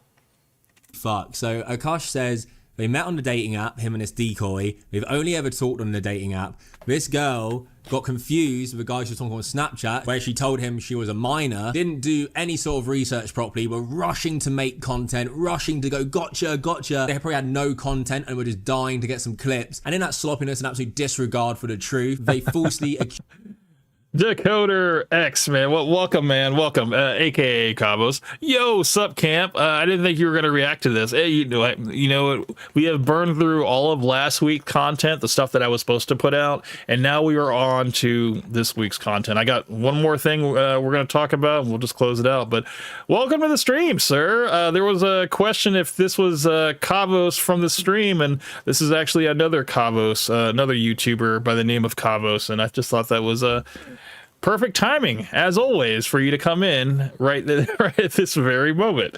Very, very nice to have you on the stream, sir. Welcome. Accused, racially abused, threatened Akash. And Akash goes on to say, like, you know, and Vitaly, he can't stay out of hot water, man. You know, he can't keep his hand out of the cookie jar.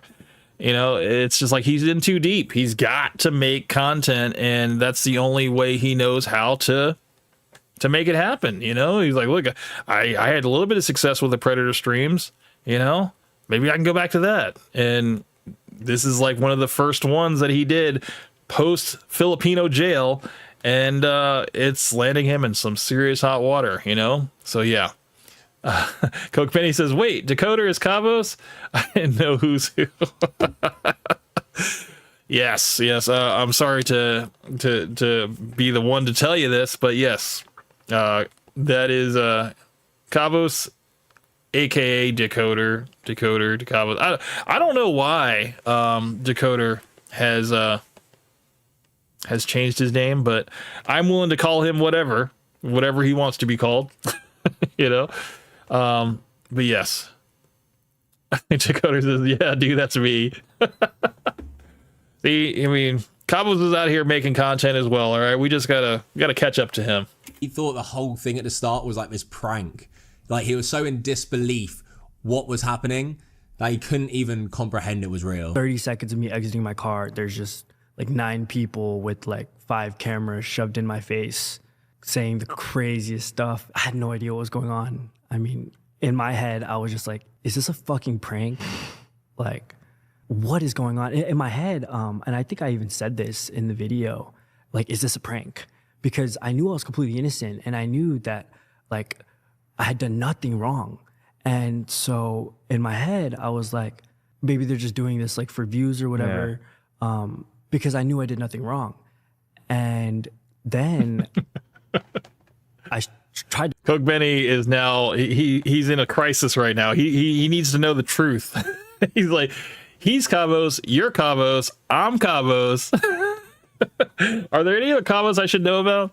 As far as I know, there are only 2 Kavos, okay? You got Kavos that's on, that's doing this video that we need a shout out to. And then we have Decoder, who is AKA Kavos, you know, from from earlier in the stream. To talk to them, I tried to tell them, look, like, this wasn't me. I'm sure there's other Kavoses out there as well, but, you know, Decoder is what he goes by now. And he's part of the hustler community, so... It's good to have at least one Kavos on the team. I didn't do anything wrong. I wanted to show them all the texts and everything. I wanted to get to the bottom of this. And the woman started talking about a second Snapchat. And I was like, I only have one Snapchat. I don't have 2 Snapchats. And that's not me. You're talking to someone else. That's a completely different person. I didn't know if it was a completely different person. I don't know if she made up the Snapchat, if like this was something done by them on purpose. I had no idea. I mean, you just can't even imagine being in that position. And I hope no one has to be, where you're completely innocent. One thing I can say about his body language, you know, on this podcast, talking about the whole situation, not once has he like done any of the lying tells in terms of like touching the nose, touching his hair, touching his ear and stuff like that. His hands are completely, you know, in a grasp as he's talking. If you guys pay attention real quick, let's scroll back just a little bit. He is doing the looking down to the left thing, but he's barely just parsing out all of the facts that he knows, because yes, all of this happened very quickly, and you know, there's records of all of it and stuff, and he's being completely honest. So yes, he is trying to basically, you know, recount everything, but notice his hands are completely locked in front of him. He's not making any gesturing and stuff. He is just trying to get out the truth. And I do believe that he is telling the truth here. I do believe that this man is innocent, because just look at his body language as he speaks. By them on purpose, I had no idea. I mean, you just can't even imagine being in that position. And I hope no one has to be, where you're completely innocent and this group of absolute morons are circling you, screaming at you. Uh-oh. David from the UK is now identifying as Kavos.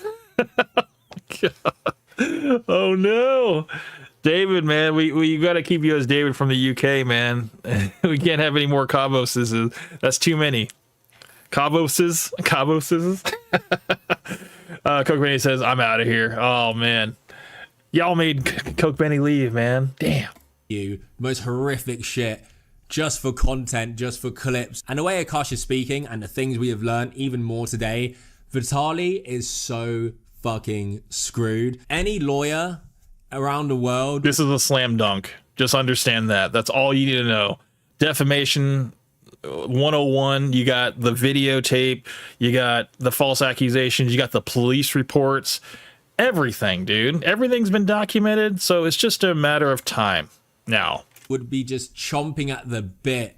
This is easy money to take this case on. It is a slam dunk. There is absolutely nothing that Vitaly can do other than try and settle it before it even goes to court, pay a fat fucking fee to Akash for compensation. And he's basically the money that he would probably scrounge up to pay him off and stuff would pale in comparison to what he could actually get legally. So it seems like court is really the only way here. The thing is, people are going to be like, man, he's going to make a bag, he's going to make so much money. That doesn't change anything. No, I bet he's still going to have to worry about the people that believe that he was guilty, and he's still going to have to be proving his name and stuff, and maybe his business is going to take a hit because of this whole thing, you know. It's going to take some time for the smoke to clear on it, and but still, I mean, there are a lot of crazies out there that he will probably have to contend with that saw that clip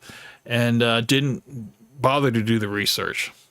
Even if Vitaly paid Akash loads in compensation, Akash would happily never have that money in his life if it meant this situation never happened to him. This situation, no amount of money can fix. What can help and fix it is people talking about it, people showing Akash is innocent, and actually raising awareness against Vitaly and this absolute bullshit. Thank you for watching. Shout out to Kavos, this YouTuber here.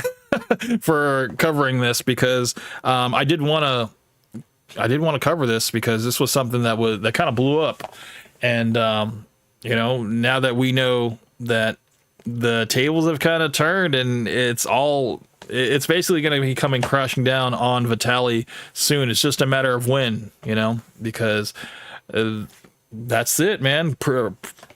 Just trying to get as many clicks and engagement and stuff. Look where it got you, man. It's like, you can't go out false accusing people, man.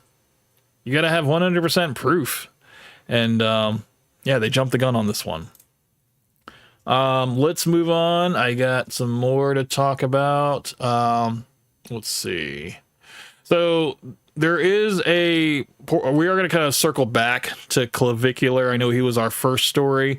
This is a more recent video that I wanted to talk about. This was where he actually has his confession talking about that he does this all for money, that he doesn't really care about helping and stuff. It's just for money solely. And yeah, let's check it out. Clavicular's life is falling apart. His parents hate him. He has no friends and no future. And I believe I don't think this is going to have the update, because that update is on Reddit. He has now been banned from YouTube, Clavicular. Apparently his content has caught up to him. The meth maxing has just definitely not done him any favors. So now he is going to have to find another way to make money. Let's check this out. I mean, I can't really. Let's go back. Mr. WillyMacShow. Let's see what he's got to say about Clavicular's life falling apart. Let's check it out. I'm not a huge longevity guy. Rescue 16 trying to respond. 20-year-old male overdose. 900 South Miami Avenue. 900 South Miami Avenue. I wanted to ascend in a very short time frame, so I was meth. Oh my God! Look at this. Look at this face right here, dude. He looks like he's in his 40s, man, and he hasn't had any sleep at all. If you guys do not get your 8 hours of sleep, you will have these dark circles around your eyes. Like, this is bad. It looks, I mean, I don't know if he has any makeup. He probably doesn't have any makeup on here, but this looks bad. Just patches, blotchy skin and stuff. This looks bad. Maxing to lean out as much as possible in a short duration of time. Are you not scared you're going to get addicted? No, I have a lot of self-control and willpower. Shout out to Matan, dude. I forgot that he had Clavicular on. Clavicular basically took this whole interview as serious, and he was just getting trolled the entire time with Matan. It was a pretty hilarious episode. Right? Holy me.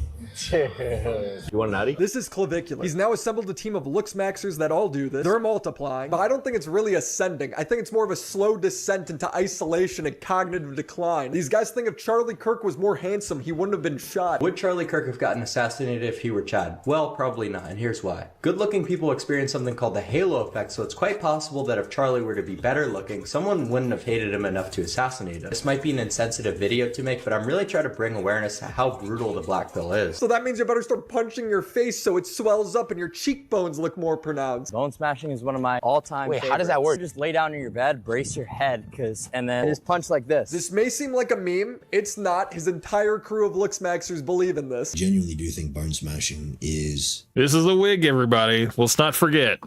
Mr. Androgenic LooksMaxer here, he got his wig snatched on stream. He actually has a receding hairline. This is a wig. The most untapped part of looks maxing. Clavicular's talking about how when he was growing up, his mom needed to hide the hammers in the house from him. Bone smashing's legit, you know? It sounds...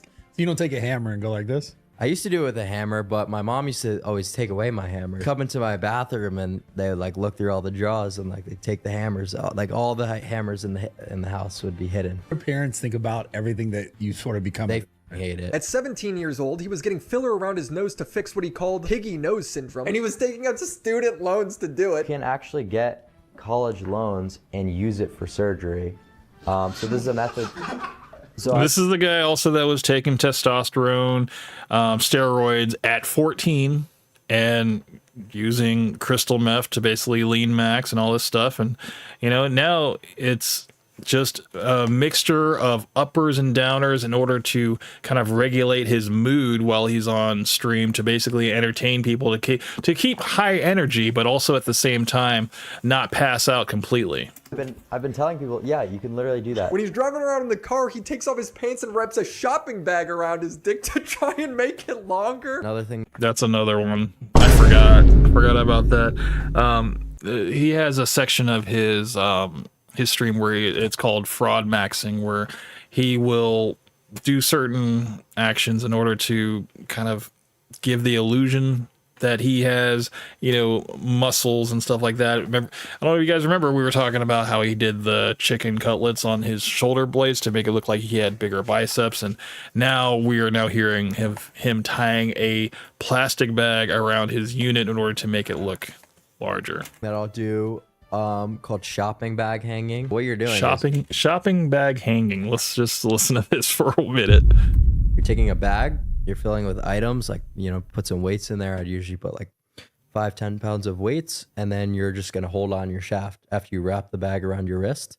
And I would usually do that while I was driving. It's crazy he does this because his dick doesn't even work. He's on so many steroids and stimulants that he's given himself erectile dysfunction at 19 years old. So he has to make up excuses for why he can't have sex. But the problem with all this shit is I have severe erectile dysfunction. All of these guys are selling courses that I'm convinced are just scams. They're talking about how to preserve your hair. What's possible when you actually understand the mechanisms? Well, you walk into a room and people notice you instantly. Skin is perfectly clear and glowing. Hair is healthy. Brother, you wear a wig. There it is. Oh man, it went by too fast. All right, let's go quick. Let's go back a little bit right here. You walk into a room and people notice you instantly. Skin is perfectly clear and glowing. Hair is healthy. Brother, you wear a wig. There it is. There's the receding hairline right there. Completely, you know. This was like one of the massive oral loss that Andrew Janik had to deal with, and I remember seeing this on Reddit, and then a few people were talking about it online and everything, but then he went right back to wearing the wig, and hopefully that, you know, they could just move past it and everybody would forget, but we don't forget over here. I give you comprehensive risk mitigation protocols, blood work recommendations, hair protection strategies. This guy is bald. He's a 24-year-old that had to get a hair transplant. Clearly he's selling garbage. And what I realized is that most people teaching this stuff are either scamming you. Dude, I think these guys are trying to scam you. Clavicular also sells a course, and he claims what makes him it takes a scammer to know a scammer. That's kind of true. Different than other looks maxing coaches is that he'll tell you to do steroids and meth. My name is Braden Peters, also known as Clavicular, and I've spent years mastering the science of male aesthetics. You're 19 years old. You haven't spent years doing anything. I've taken on guys who are skinny. You've taken on guys? Low dimorphism and completely overlooked by women, and turned them into jacked, high-value men who command respect the second they walk into a room. This nigga's a homosexual. I mean, it's pretty obvious, right? It's not about the chicks. It's about looking better than other dudes. Doesn't show a single example of these successful students of his because none exist. Here's what makes my system different. I'm not afraid to go where others won't. While every other looks maxing coach is telling you to drink more water and do facial exercises, I'm willing to push you to do the methods that actually work. Steroids, pharmacology, extreme protocols. Meth. When his crew isn't doing meth, they're reminiscing about how good they looked on it. I'm not fat now, but I am bloated for sure in comparison because of how lean I was on meth. Hey, look at my Cygos, bro.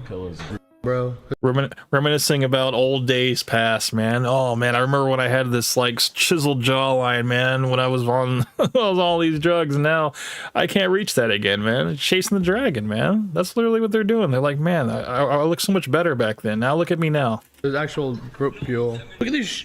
Oh, bro, I need. Where's the meth addy? This is actually so brutal to look at. Nice things around me. I want dogs. Dude, this actually pisses me off, bro. In fact, Clavicular can't even really articulate what the point of looks maxing is besides ascending. And This is what I was talking about. So when anybody ever asks Clavicular, what is the point of all of this? Why should men looks max? And his reasoning, it goes into a weird endless loop. Let's just hear it, and you guys can decide for yourselves. Of course, he says it's about getting girls. If you're tired of being invisible to women, tired of getting rejected, and tired of watching other guys who won the genetic lottery take what's yours, then pay attention. Doesn't this sound kind of rapey? But his wiener doesn't work due to all the drugs he takes, so that seems pointless. ED at 21 years old is insanity.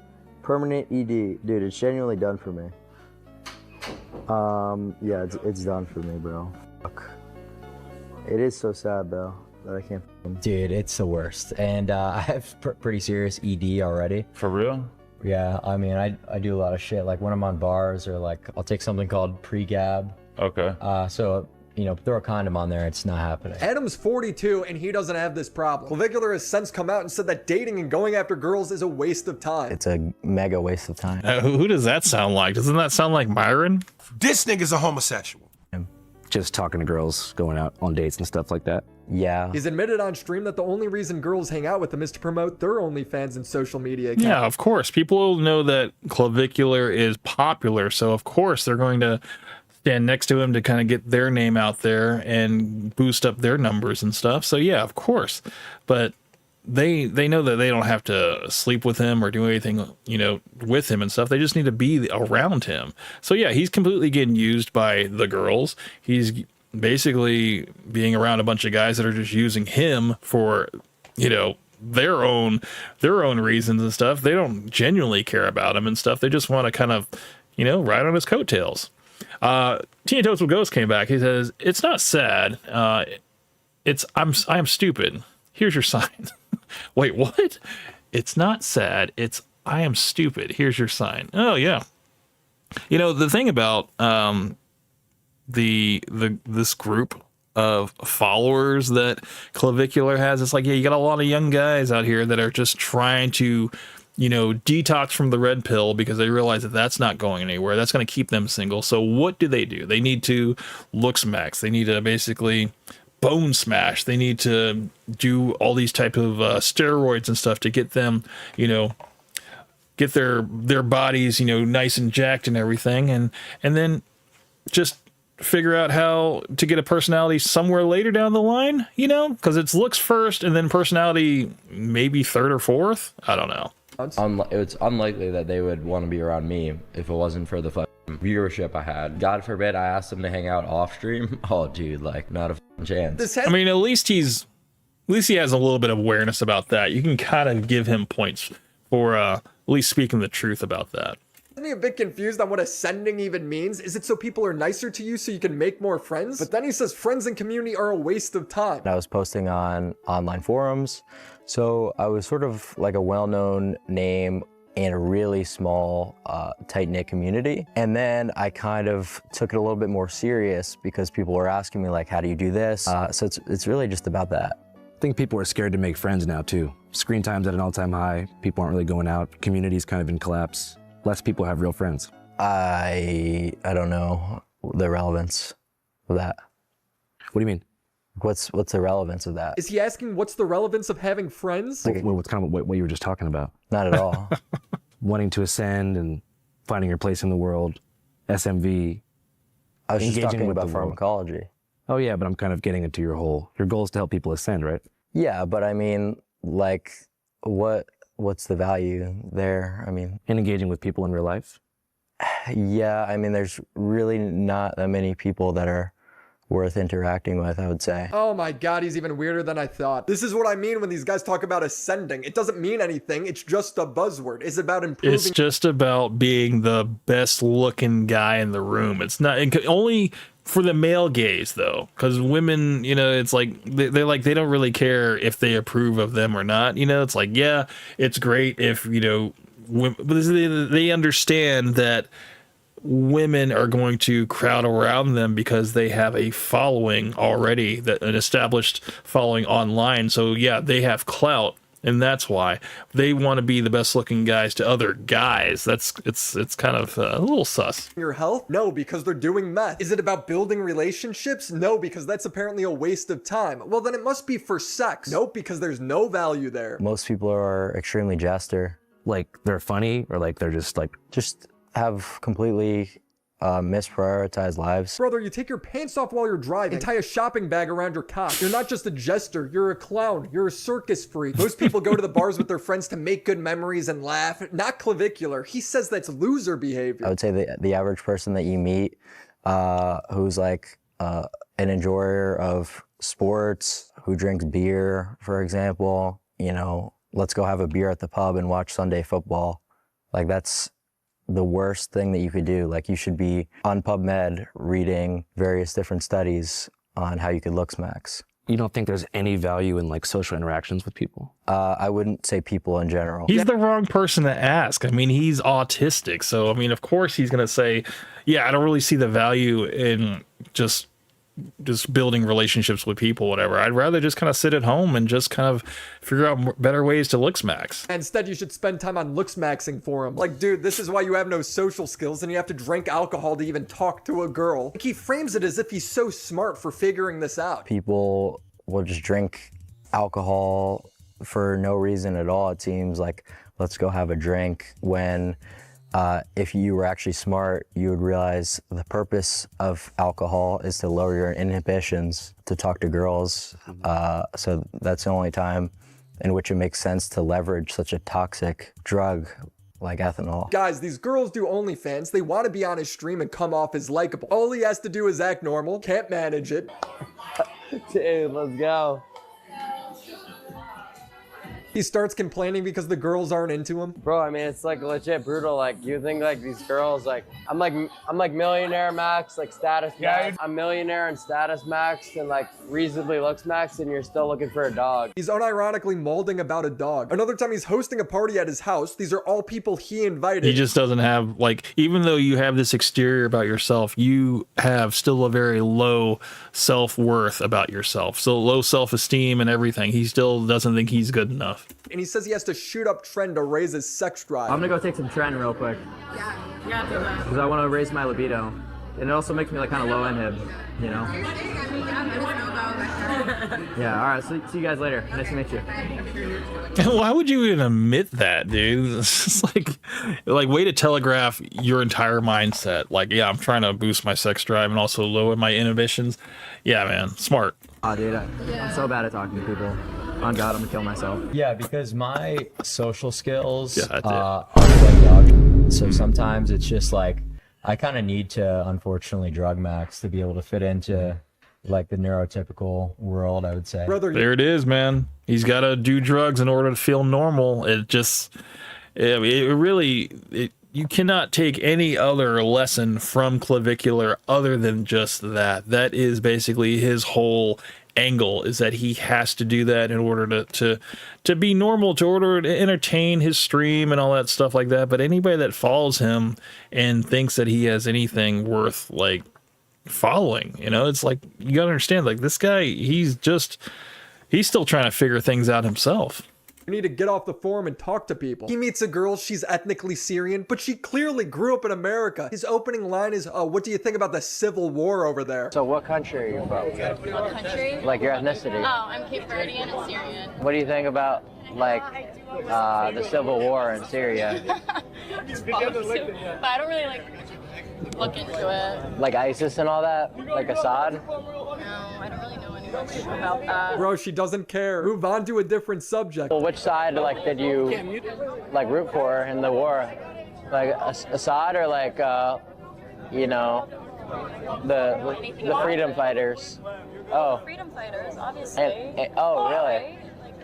That's the right answer now. I don't know, like, right? Well, I mean, there's also ISIS, you could root for them. No, I don't think I root for them. No? Do you? No, I don't, honestly. Yeah, dude, oh God, I'm so sorry. Oh, you're tired. No, I'm not up. I'm just I'm just normal. This is just me. This is the normal me. I have no charisma, no game, no whatever. I can only be awkward when I'm not on drugs. I need to call my druggie. Thinks he's hammered here. He's not. He's dead sober. This is just how he is. Even when it comes to Braden's other looks-maxing friends, I put that in huge quotes because I don't think any of them like him. He's tried to sign them to contracts where he takes 30% of their revenue for the next 5 years. Manager shall have the right to extend this agreement to up to 2 years. So 3-year contract, possibility of extending it for another 2. Sounds like a way to get fucked, doesn't it, bro? Such a contract. Second, I get to Miami. This motherfucker has to come up to me. You gotta sign a contract, buddy. You wanna be on my stream, you gotta sign a contract. The ones that signed with him love dressing up as Jeffrey Epstein. Oh my god, this is actually fire. Epstein, fuck me. What? He puts on Epstein merch, he's gotta fix his hair, gotta turn on anime music. All of these people he's partying and streaming with, you think they'd all be friends making money together. Nope, he's making them sign NDAs. She already signed the blonde and just the one with the hat. Like, I'm confused. Like, what is the big deal with that? When you look at the weird forums Clavicular grew up on, they're all about improving your social life. Well, let's destroy it. He doesn't get the point of a date unless it's on camera for content. I forgot about this one. Yeah, he basically said that he would not take a girl to this restaurant unless he streamed it. You know, like he just doesn't see the value or the ROI in doing something like that unless it was being viewed by a couple hundred people. Unless I was streaming, I would never bring any girl here. Alone? Like without the cameras? Yeah, I never. Why do not? that. Wow. Or to dinner or like anything. You would never take a girl out to dinner? No. So do you want to get married? Well, like, I would never do it off stream, if that makes sense. So you don't want like an actual connection with someone? Well, why can't I stream it? Dude's gonna stream his wedding just like how he streams his domestic abuse, where he holds one girl while the other one punches her in the face. I'm not gonna... You want me to? I'm not beat her ass. Beat this bitch ass. Oh, shit. We'll get to this later. So again, I ask, where is the ascension? Braden talks about how people who look more handsome make more money. It's the main thing you feel like the mainstream media gets wrong about you that you really feel like needs to be rectified. That looks maxing is from a place of insecurity. That is true for a lot of people, but that's not universal. Like, you could just encounter all of these different studies that I'm referencing from like online dating apps or, you know, stuff with looks correlating to higher average incomes and decide, oh, it makes sense for me to dedicate my time to looks. Wait, I gotta go back on that one. Hold on. Because that looked like... Let's check that out for a second. Okay, so the median income at 29. Someone who is very attractive averages $44,831. Someone who is unattractive makes $27,707. About average does about $35,000.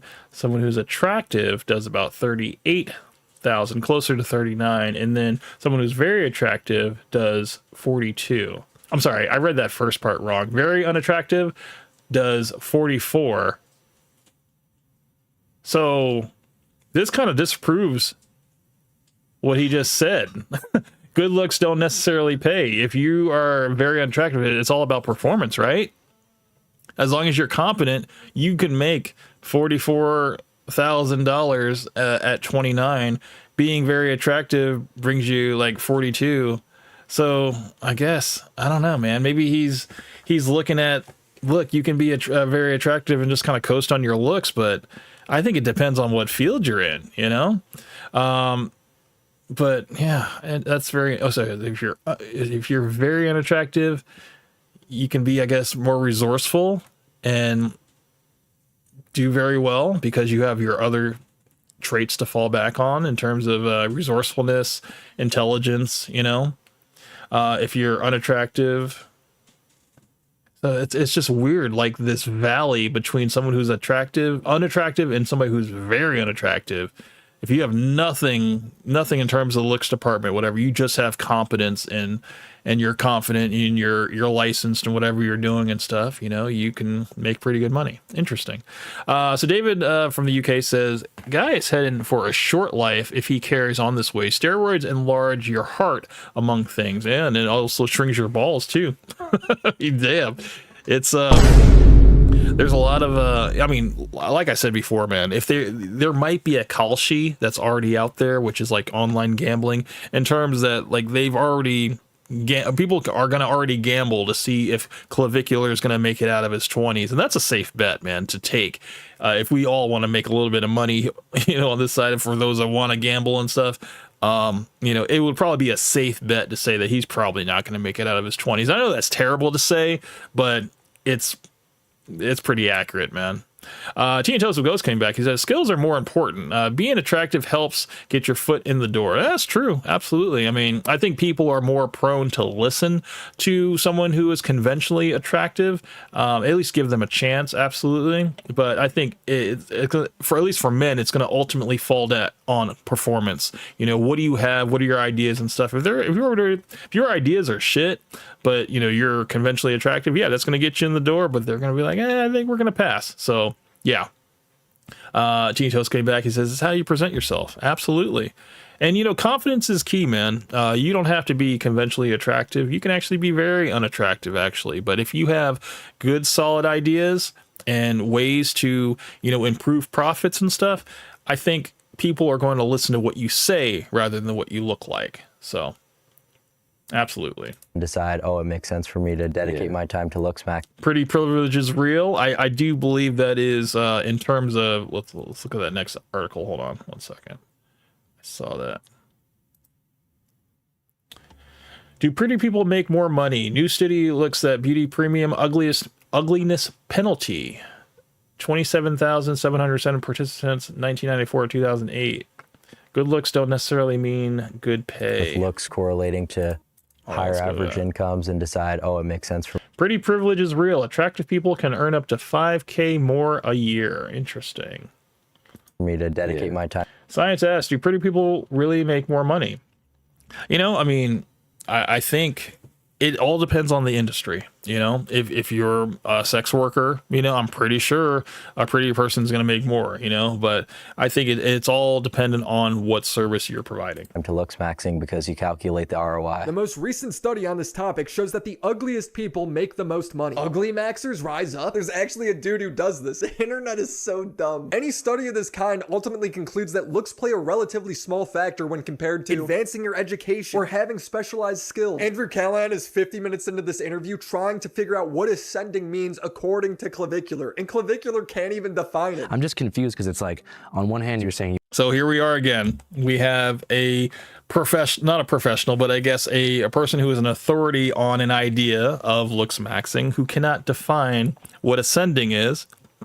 You had Rollo Tomasi, who couldn't tell you what was his thing that he couldn't tell. I can't remember. What was the point? Oh, what was a high value man? That was correct. That was and then there was another one. I guess Myron and Fresh, they couldn't recently tell you what misogyny was. I mean, they've defined it before, but Myron's completely checked out. He's not doing it anymore. You want to help men improve. Exo Charles came back. He says, I always see people at the top positions and they fall in the very unattractive category. I think very attractive women are the ones making money, not the men. Well, absolutely. That's what we have to fall back on, is our competence and our skills, and that's the thing. Like, we don't have to be attractive. And I think that's kind of like the way of the world, how it's always been. I think just things are starting to change now.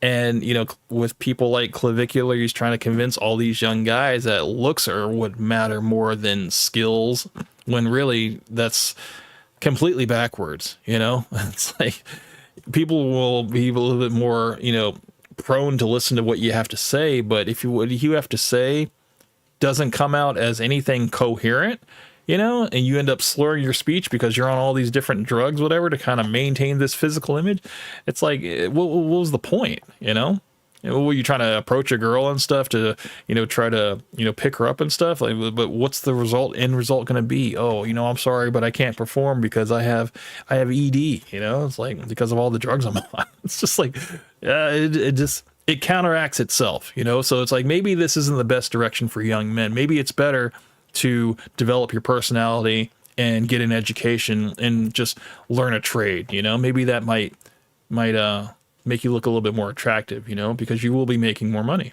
Improve their aesthetics and succeed in life so that they don't feel so lonely and they're not so hateful and they can go out and succeed. Then you also say that like going out and dating and stuff's a waste of time and that you should prioritize looks maxing and aesthetic improvement. So I'm just trying to figure out like what the real goal is. It's a contradiction. It's like, you know, why would he tell you to go and looks max whatever, so you can be more attractive to girls and stuff when you go out, when going out is a waste of time.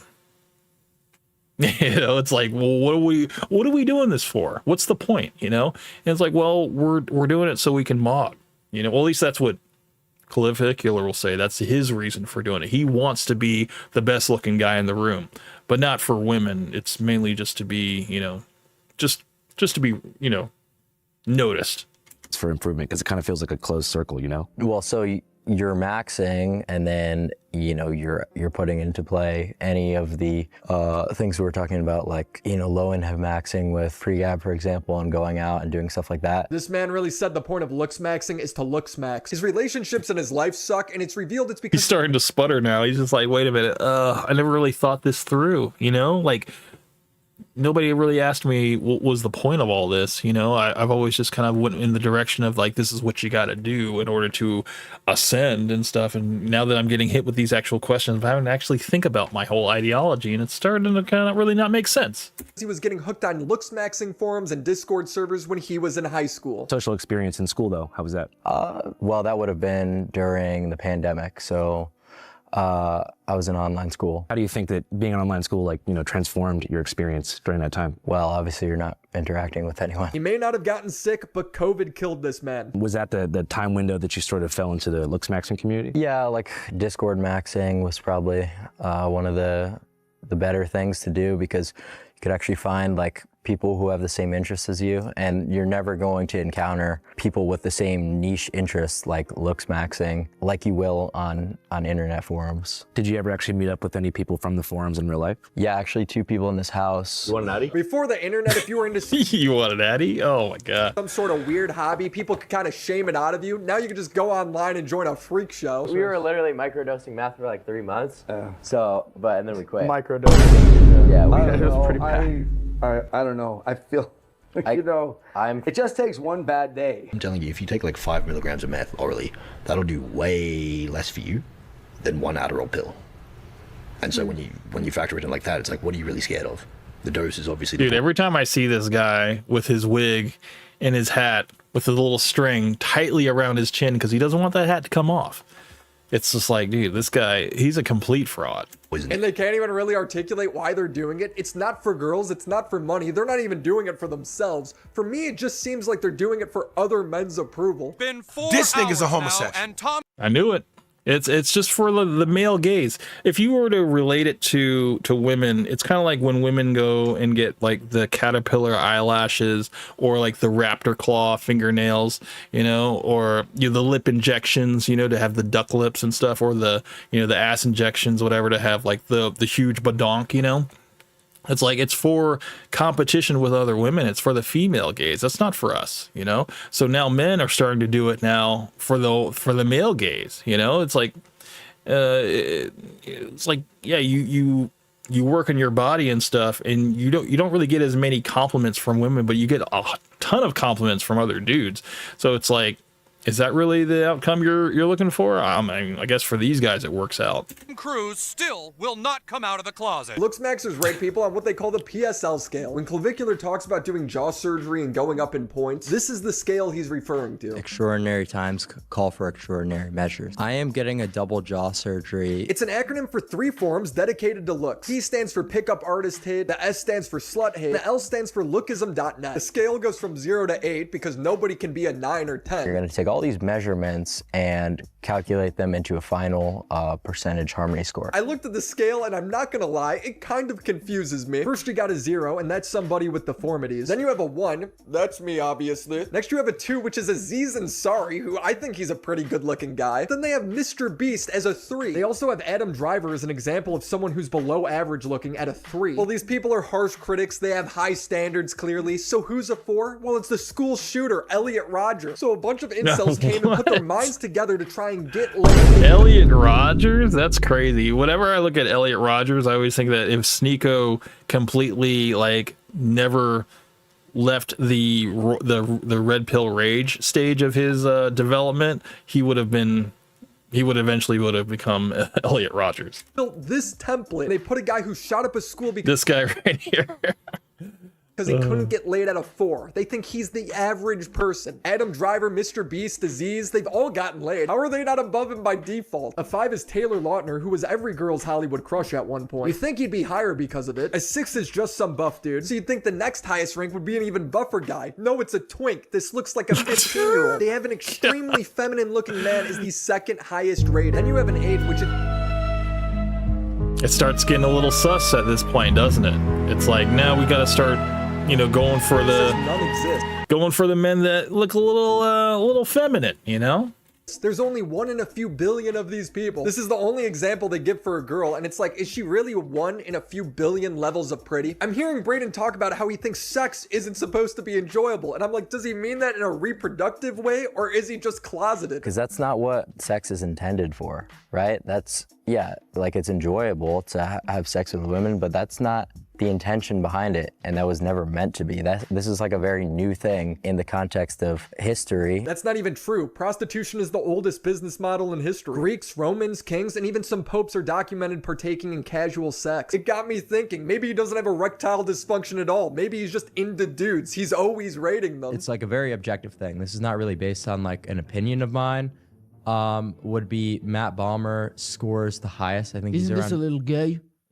I could see how it would appear that way at first glance, but it's all based on mathematics. Guys, it's not gay. It's math. It's queeronometry. Matan.